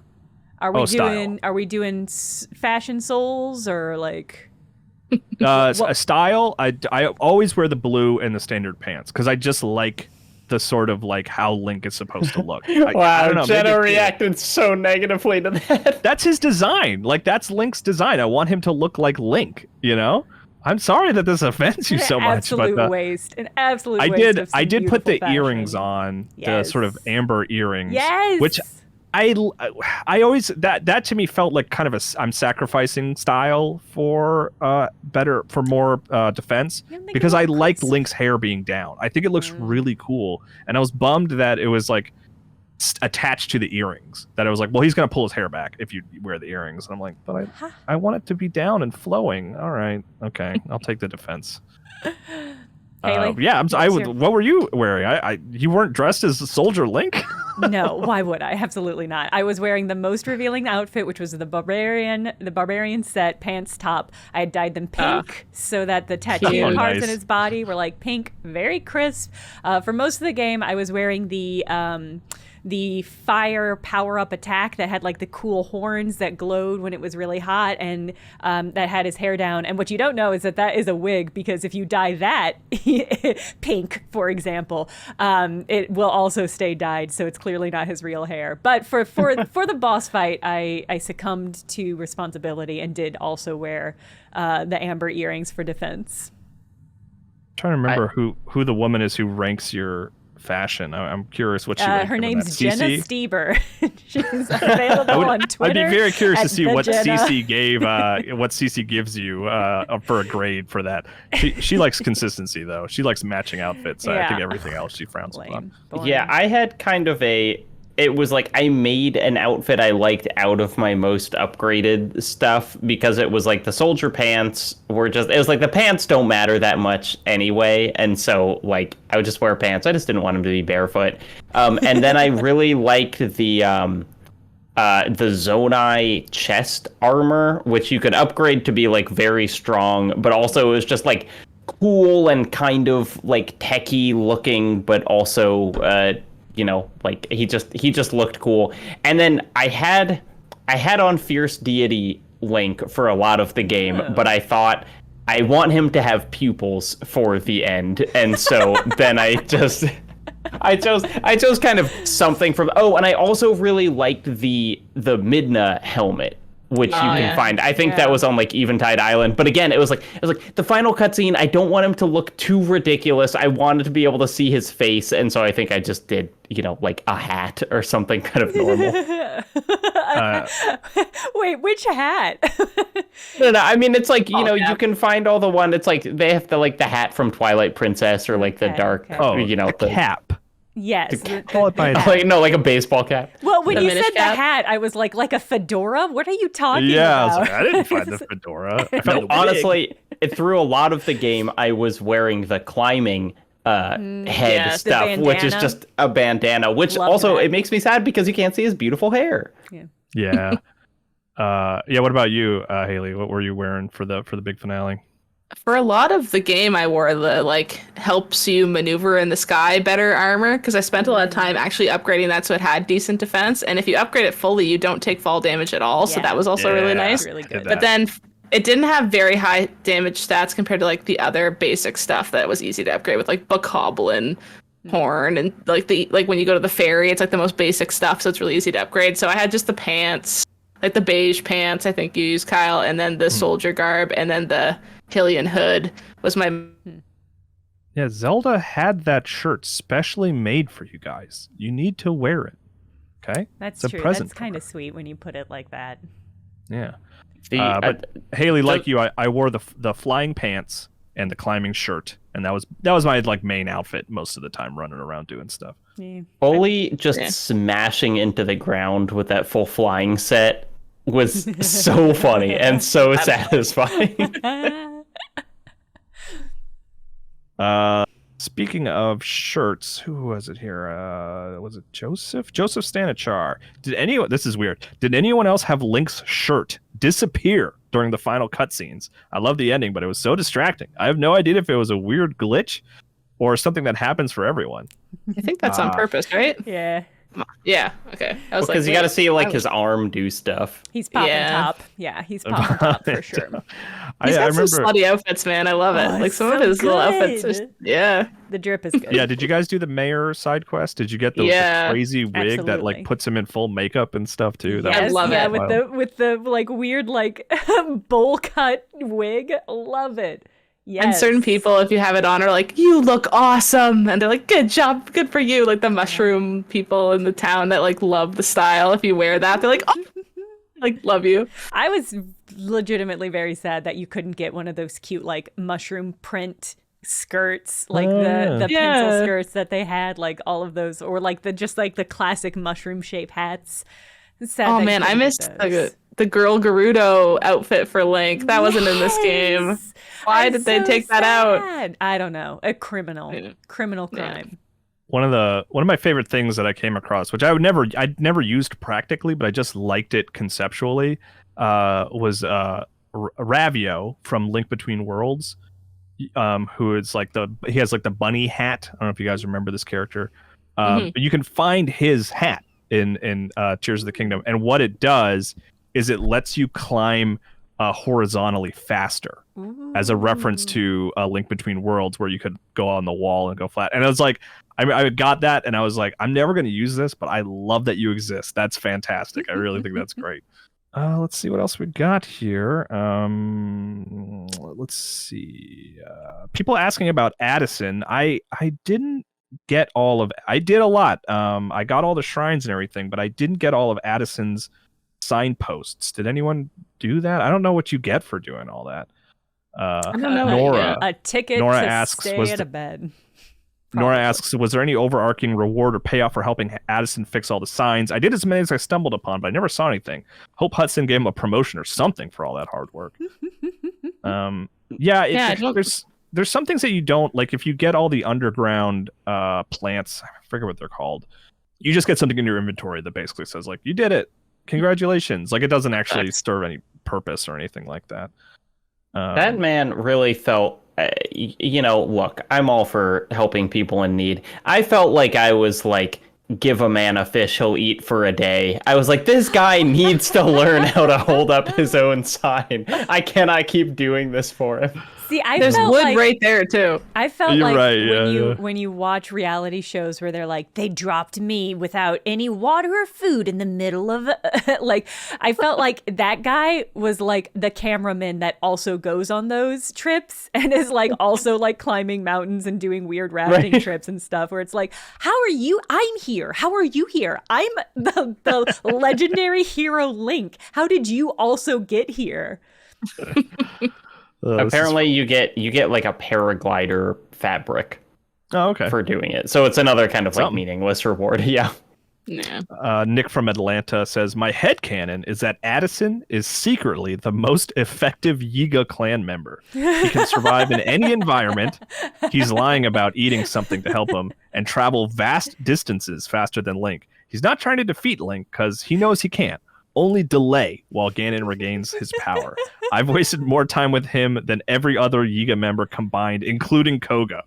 Most of all, he has an endless personal supply of Muddle Buds, an item only found in the depths. Ooh. The only way he could be more effective is if he kidnapped Pura, but then I would have to kill him, says Nick from Atlanta. Which I do think it's very funny. That's really funny. Did y'all do the whole Koga quest line?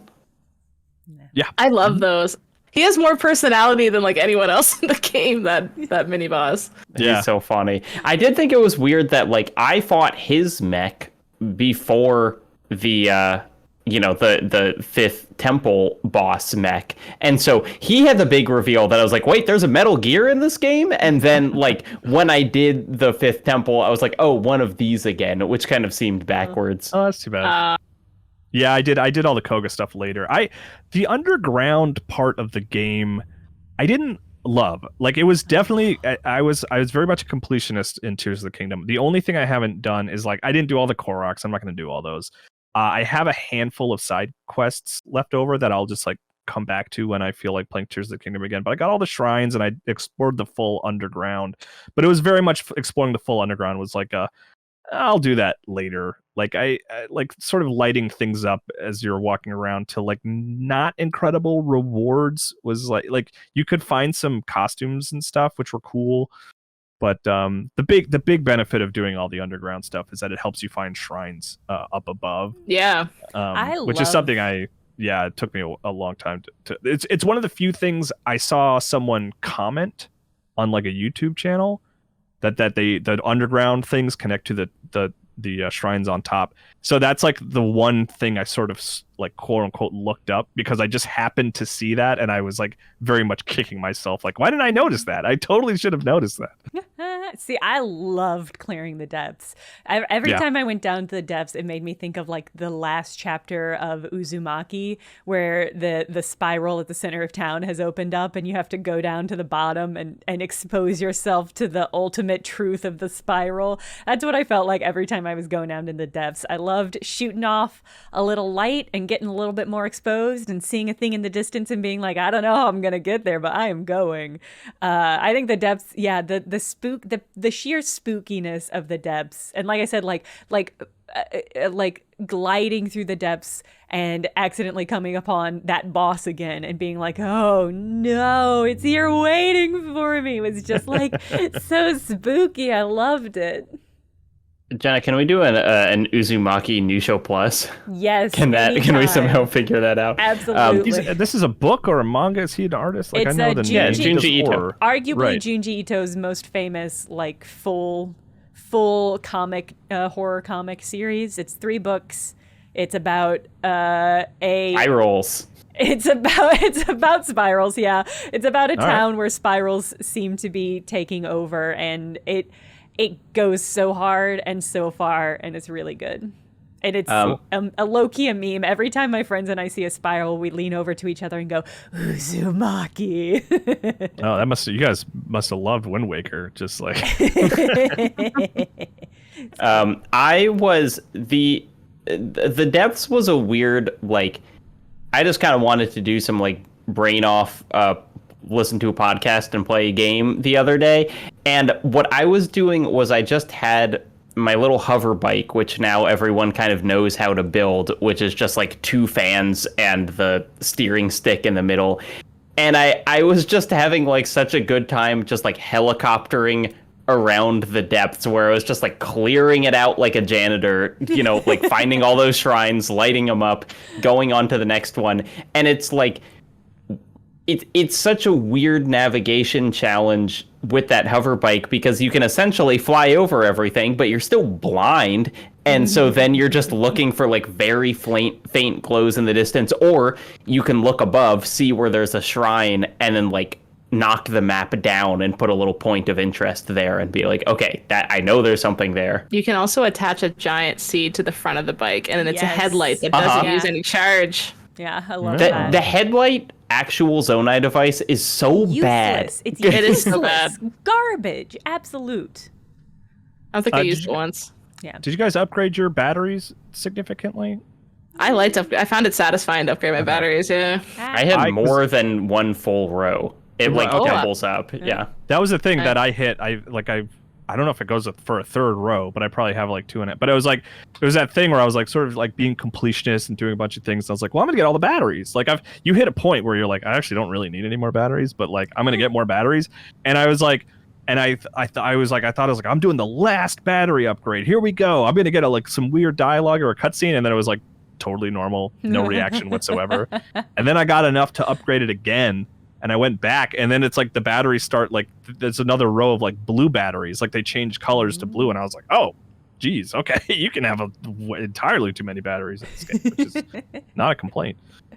Oh, you need them to make those like Reddit fighter jet creations, or when people are like, I built Howl's Moving Castle. Here it is. That was the one Miyazaki thing missing, right? It's like we got to get that one last Miyazaki reference in there. Yeah.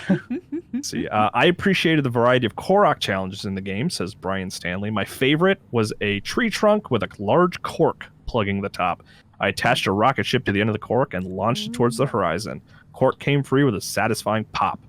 Yaha! Yeah.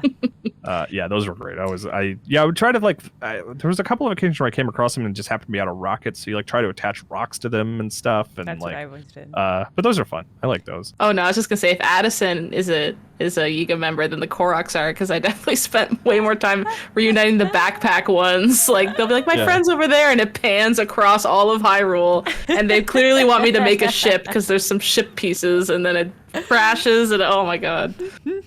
The number of Koroks that I just straight up attached to the like rod that's on the harness of your horse and just like watch them bump. Yeah, felt a little bad, but I was like, actually, you're miserable, and you're gonna give me a handful of your poop when I'm done with this, so this is fine. I did that on stream, and my chat was like, Haley, you're monsters. Oh my god. Of course. Yeah, That's if I were doing it on stream, I would not do it for that very specific reason, because I don't want to be scolded by my chat. Yeah. That has to be one of those instances where Nintendo is like watching the feedback online and just being like, why are people doing this? You know, like they have to be surprised by that, right? Unless they just really have thorough testing and found that a lot of people were doing that. I don't know. Did any of you do that thing where there's the guy on top of a mountain, and I like ran into him several times and was like, I don't know about this, where he just had the bell and he was like, ring it really loud, like hit this as hard as you can. Yes. And then there were like a bunch of things nearby, and so I just like I attached like a rocket to a rock and hit it, and he was like, that was okay, and clearly there was like another level to it, and they had all the components to make what seemed essentially like a catapult or something, like the stabilizer, so it would stand up really quickly. But I didn't spend the time doing it to actually see like what you would get out of it. I think I it's don't know money. what you get. I think just more rupees. Donkey did a video where the whole Yes. video was him trying to do that challenge in different ways, which is very funny. I think the best way ended up being he just dropped it from above. Like he just went up high and Oh, that's smart. yeah. Damn it. Hate to compliment Donkey, but that's like good. That's the thing about so much stuff in Tears of the Kingdom where you watch how other people did something and you're like, oh, okay, yeah, no, that's very good. Yeah, that's you win. Did all of you struggle so hard with the door in the fifth temple where you have to attach the little, it's almost like the thing you pull to open blinds on the wheel, and then the wheel is supposed to roll or something? I couldn't do that. I ended up just... I went back to the first room because it kind of shows you how it's supposed to go because they did it once before. And then I tried to do it, and I saw a bunch of tweets saying, like, I think maybe you tweeted about, Jacob, like, every game dev studio is now like, do this, without, like, understanding how complicated it is to have physics engines that do this kind of, like, intricate work. I could not figure it out, and I ended up just lifting it up, getting one of those scooter things, and, like, propping it and wedging it and then shoving it through, and I was like, enough! Like, I can't do this. That works. I ended up connecting the two, like, dangly tassel bits underneath the door, and that worked, but it was not elegant.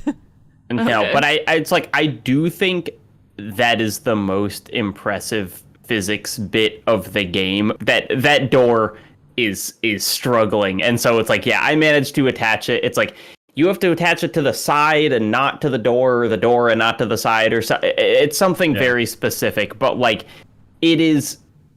There are so many things that it's like this shouldn't be awe-inspiring, but I have seen so many games not be able to do this that watching it, my jaw kind of drops.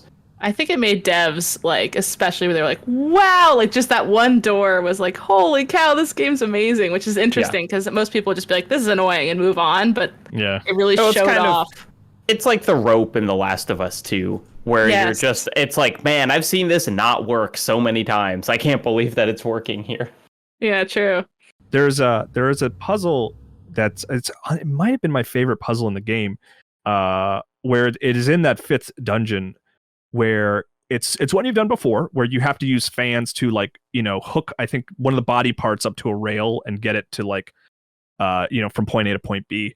And but the trick of it is, like, you have to have the fan, or at least this is how I solved it. You had to have a fan, like, pushing the hook down on the rail, and then another fan to, like, guide it along. You guys are giving me quizzical looks like you don't remember this puzzle, but which is fine. But it was just it's this late game puzzle. It's very simple that just, like, really put all of it in perspective about how the physics of it all work. It's like I tried so many different ways to sort of use these fans to get this thing to guide along the rail, and the fact that, like, the solution ended up being something that was just like, I think this will work. This feels like it should work, and then it does. Yeah. That's a feeling I had a lot throughout the game, and I love it for that reason. I don't know if you guys had any similar, like, specific puzzles that stood out to you or anything like that. I was going to ask that, for better or for worse, if there's any that stuck out to you. That one shrine where you have to have the flat top with a tail fin and then have it on the track and push it along the track. That took me forever. That one was a nightmare. I hated that one so much. I couldn't figure that out. I thought I had to have them on, like, either side, and I would go and then it would just topple. I tried 20 different things, I think. It was infuriating. I ended up looking up the answer to that one because I was like, we're not doing this anymore. Well, I think that fifth temple did have a lot of my favorites, because even though I don't remember the specific one that you were talking about, Kyle, but, like, there was a lot of that, just, like, it's all building machines, which is kind of what I wanted. It's like, I guess it's good that the temples gave us different things, but, like, a lot of the temples boiled down to, like, where do I use ascend? And this one was really, because it was so focused on getting those machine parts over, the, like, building. There's a part where you have to, like, get it over lava, and it's like they're like weird conveyor belts, and you kind of, like, make something to work that was just, it was like I built something really inelegant, but it worked. And it's just that, like, if it's stupid but it works, it's not stupid, felt like the kind of motto of this game. Yeah, that's good. I've seen a couple people take the logo treatment, and, like, that would be a good one to change it to. If it's stupid but it works, it's not stupid. Or, like, someone change it to, like, the Legend of Zelda. Oh my god, I can't believe that worked. Like, that's like that is the feeling of that game through and through, which is wild. I do know the puzzle you're talking about, Kyle, but what I did, because it was really late and I wanted to be done, is I just attached 6 fans to the thing and flew it over. And it used so Hell much yeah. battery, but it worked. And I was like, I just saw all the pieces and it was, I was like, I'm not doing that. And I just whipped that up and flew over it.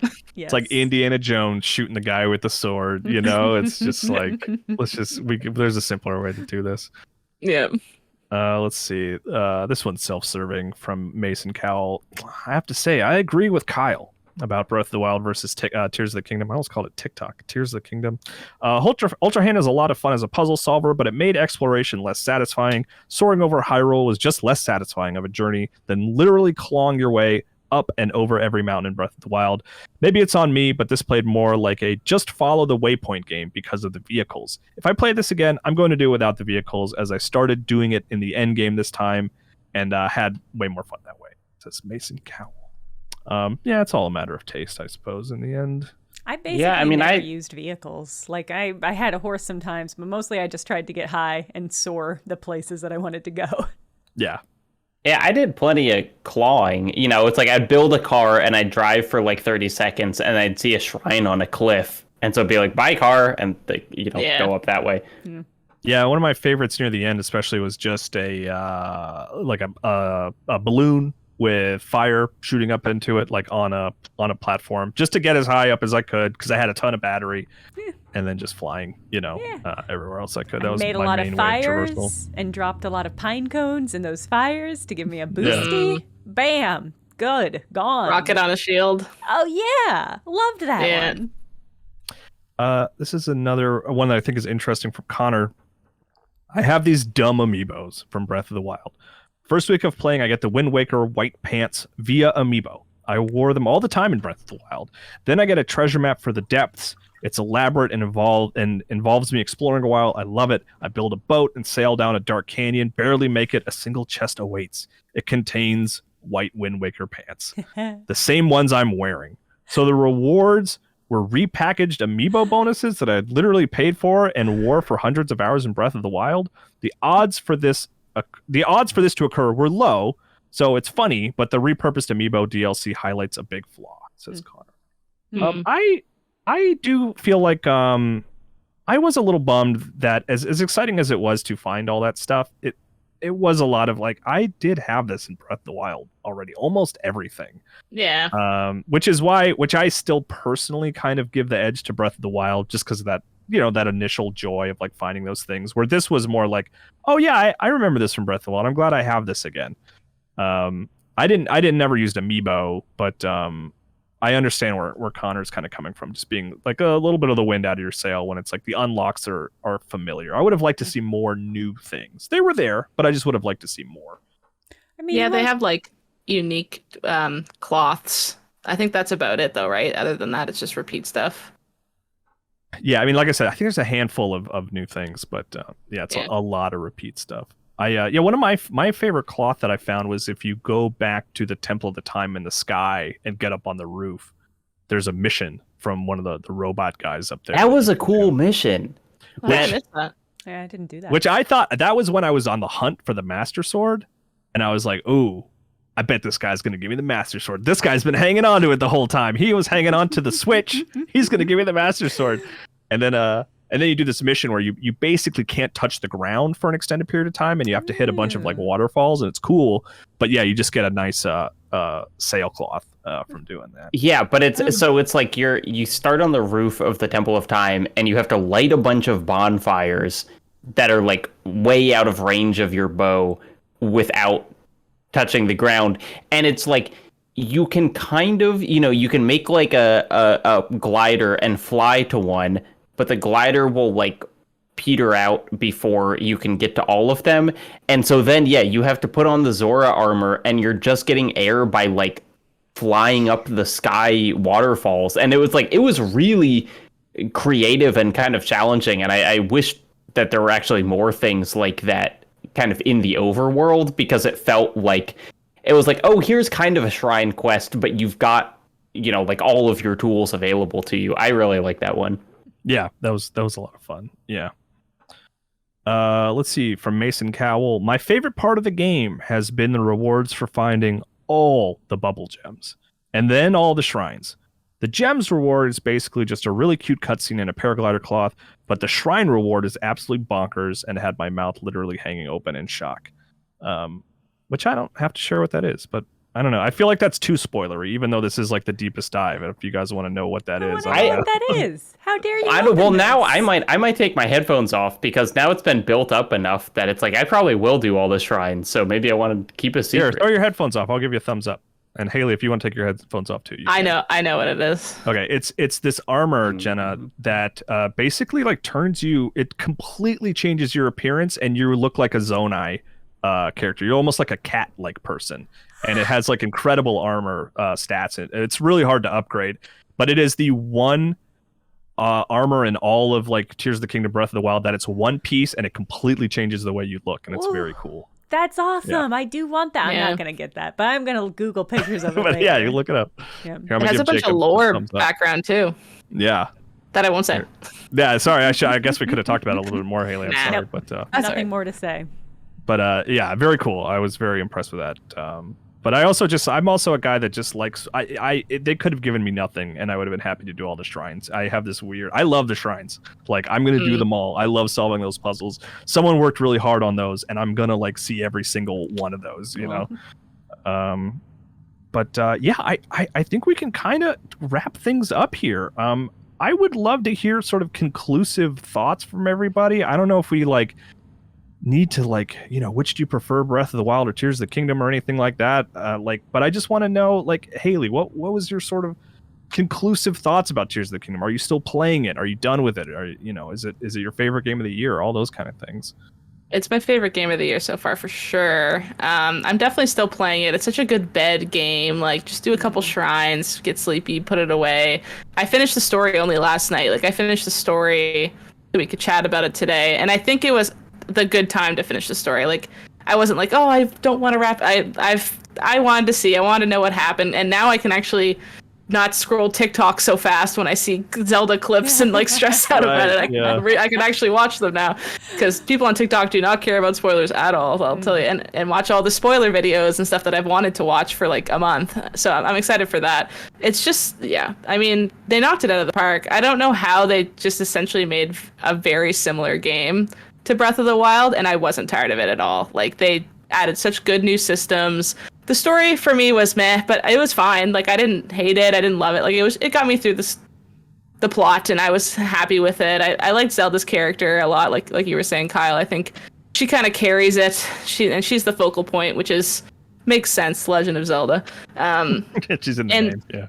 Yeah, and I actually went back and tried to play some Breath of the Wild, like, just to see. Like, I was just curious. I was like, what does it feel like? It feels so different now. It's crazy. Like, you feel like a naked baby stumbling in the woods because you can't just, like, ascend and, like, do these things to get around quicker and use tools and fuse things to make things better. Like, they truly improved it in every way. And, like, I would say even the story is a bit better than Breath of the Wild, too. Like, I like that. But I found the plot was just kind of clunky. Like, sometimes you're like, where are the divine beasts and stuff? You guys are just not talking about that? That seems weird. Like, I would have those feelings sometimes, but that's a minor complaint. Like, it didn't really take me out of it at all. Yeah, I think there's the Guardians are just completely gone. Like, I think there's like one remnant in like a building in one of the sort of science shacks, in the mushroom town. I think it was like, oh yeah, the Guardians. They erased every Sheikah reference, which like someone pointed out to me. It was like, well, Calamity Ganon used that to like try to kill everyone, so it makes sense that they tried to get rid of it all in case that happened again. But also, it just like felt a little weird. Like, they should have got rid of their caves shaped like skulls. That's what Ganon kept using. Yeah, did you do the school side quest where they're kids who don't believe that the Calamity Ganon it was event 6 occurred. years ago. So you have to go like prove it to them, which is yeah, like, that feels like the confusing. most realistic part of the game. Yeah, Jenna, how about you? I'd love to hear your final thoughts. I know Breath of the Wild was like you were cooler on it than most. I I don't know. Yes. I don't speak Notorious for you, but like, disliker of Breath of the Wild. yeah, which you're not alone. They exist. There's dozens of you. Yeah, you're not the first person to make that joke. Yeah, but yeah. How do you feel about Tears of the Kingdom? Did you have a good time? I hope you did. Yeah, significantly more. Although it feels like, if anything, the things that I like more about Tears of the Kingdom underscore what I think is such a failure about Breath of the Wild, which is that like Tears of the Kingdom gives you significantly more movement options and fast ways, especially fast ways to move up with the ascend option. That was always, I think, a fundamental issue I had with Breath of the Wild, whereas it was always so easy to get down, but really hard to get up in a way that was not very satisfying to me, and I did not find Breath of the Wild enjoyable to explore. I did not find it rewarding to explore. Everybody, this is like one of those things where it's like a huge disconnect for me and other people who really enjoyed it, which is like people would always tell me like it's so rewarding to explore, and I felt like I would explore and be like, oh, here's some more golden poop for you, Jenna, have a nice day. And it's just like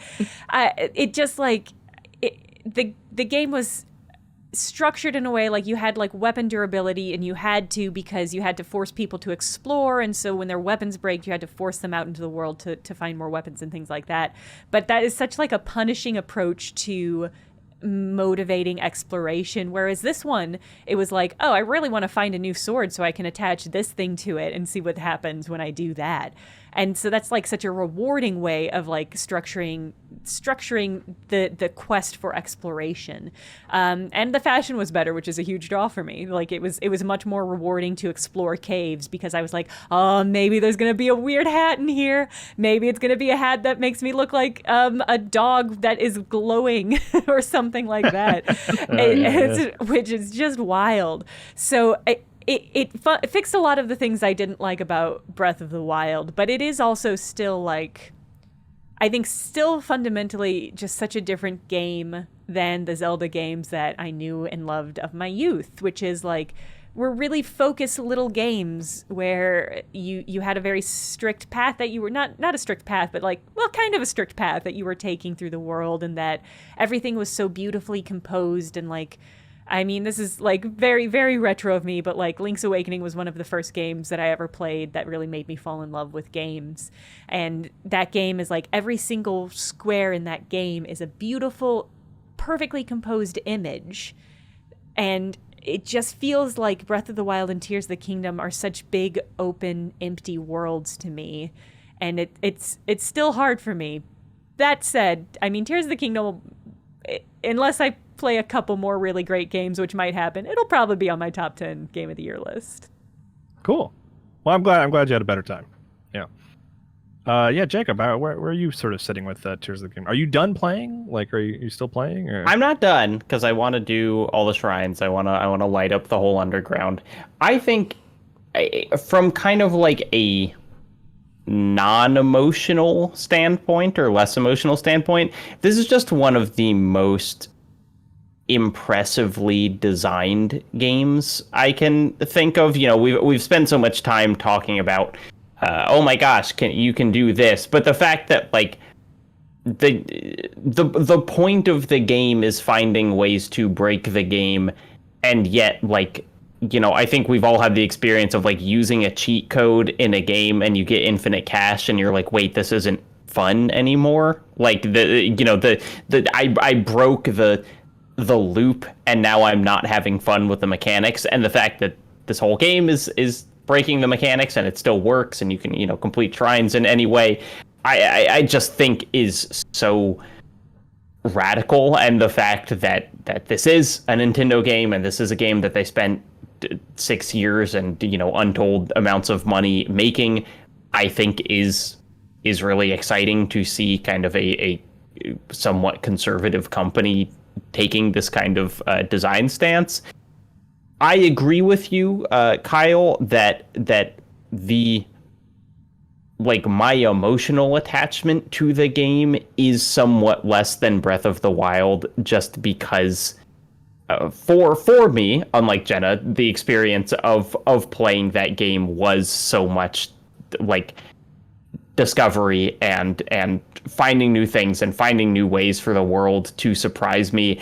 I think both of these games are some of the most beautiful games ever made, and I kind of can't overstate how important it is to my play experience to like be climbing a mountain and see a sunrise. Like that is kind of how I would describe Breath of the Wild and Tears of the Kingdom when I'm talking about how I like them. It's like, yeah, the Tears of the Kingdom has all these mechanics. They're so good, but it's like I want to climb a mountain and see a sunrise, or I'm in the sky and I dive down and suddenly it's snowing and I didn't realize that because I was above the cloud layer. And it's like, it's actually those moments that really make it more than any of the mechanics for me. And so like Breath of the Wild still has a more special place in my heart because of that, but like it is miraculous that Nintendo managed to give me those moments twice at all,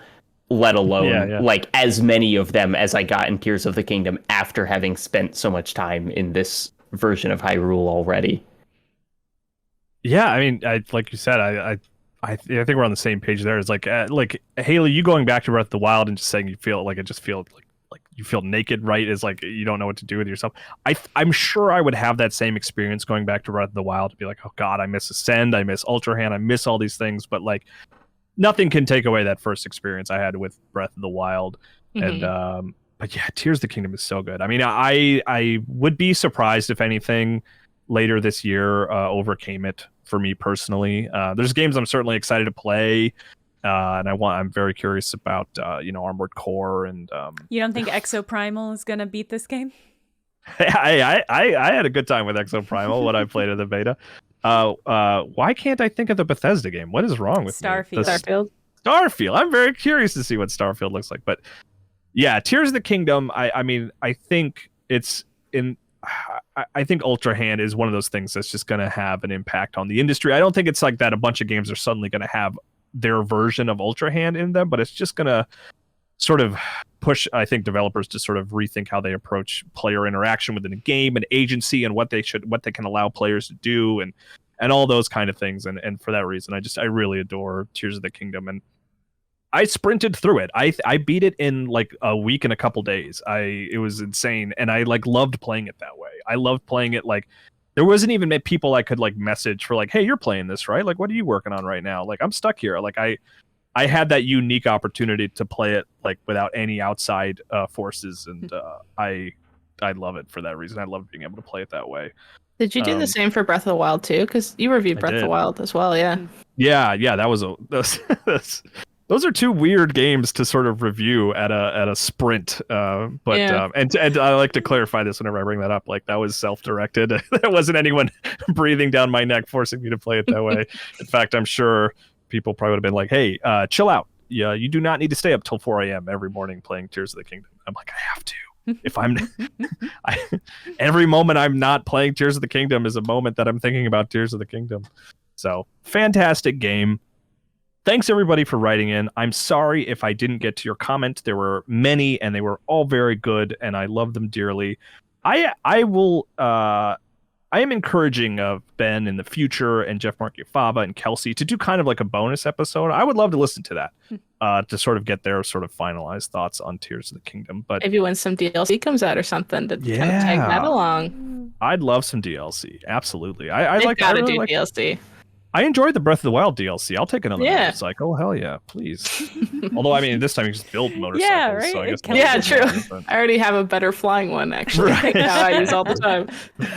But yeah, thanks so much for tuning in, everybody. And I actually don't think we've locked. I would plug the next Deepest Dive, but I don't know what that is or if that's even been lined up yet. I don't know. I'm back for Exoprimal Part 1. Let's just do Starfield. Let's just commit to that.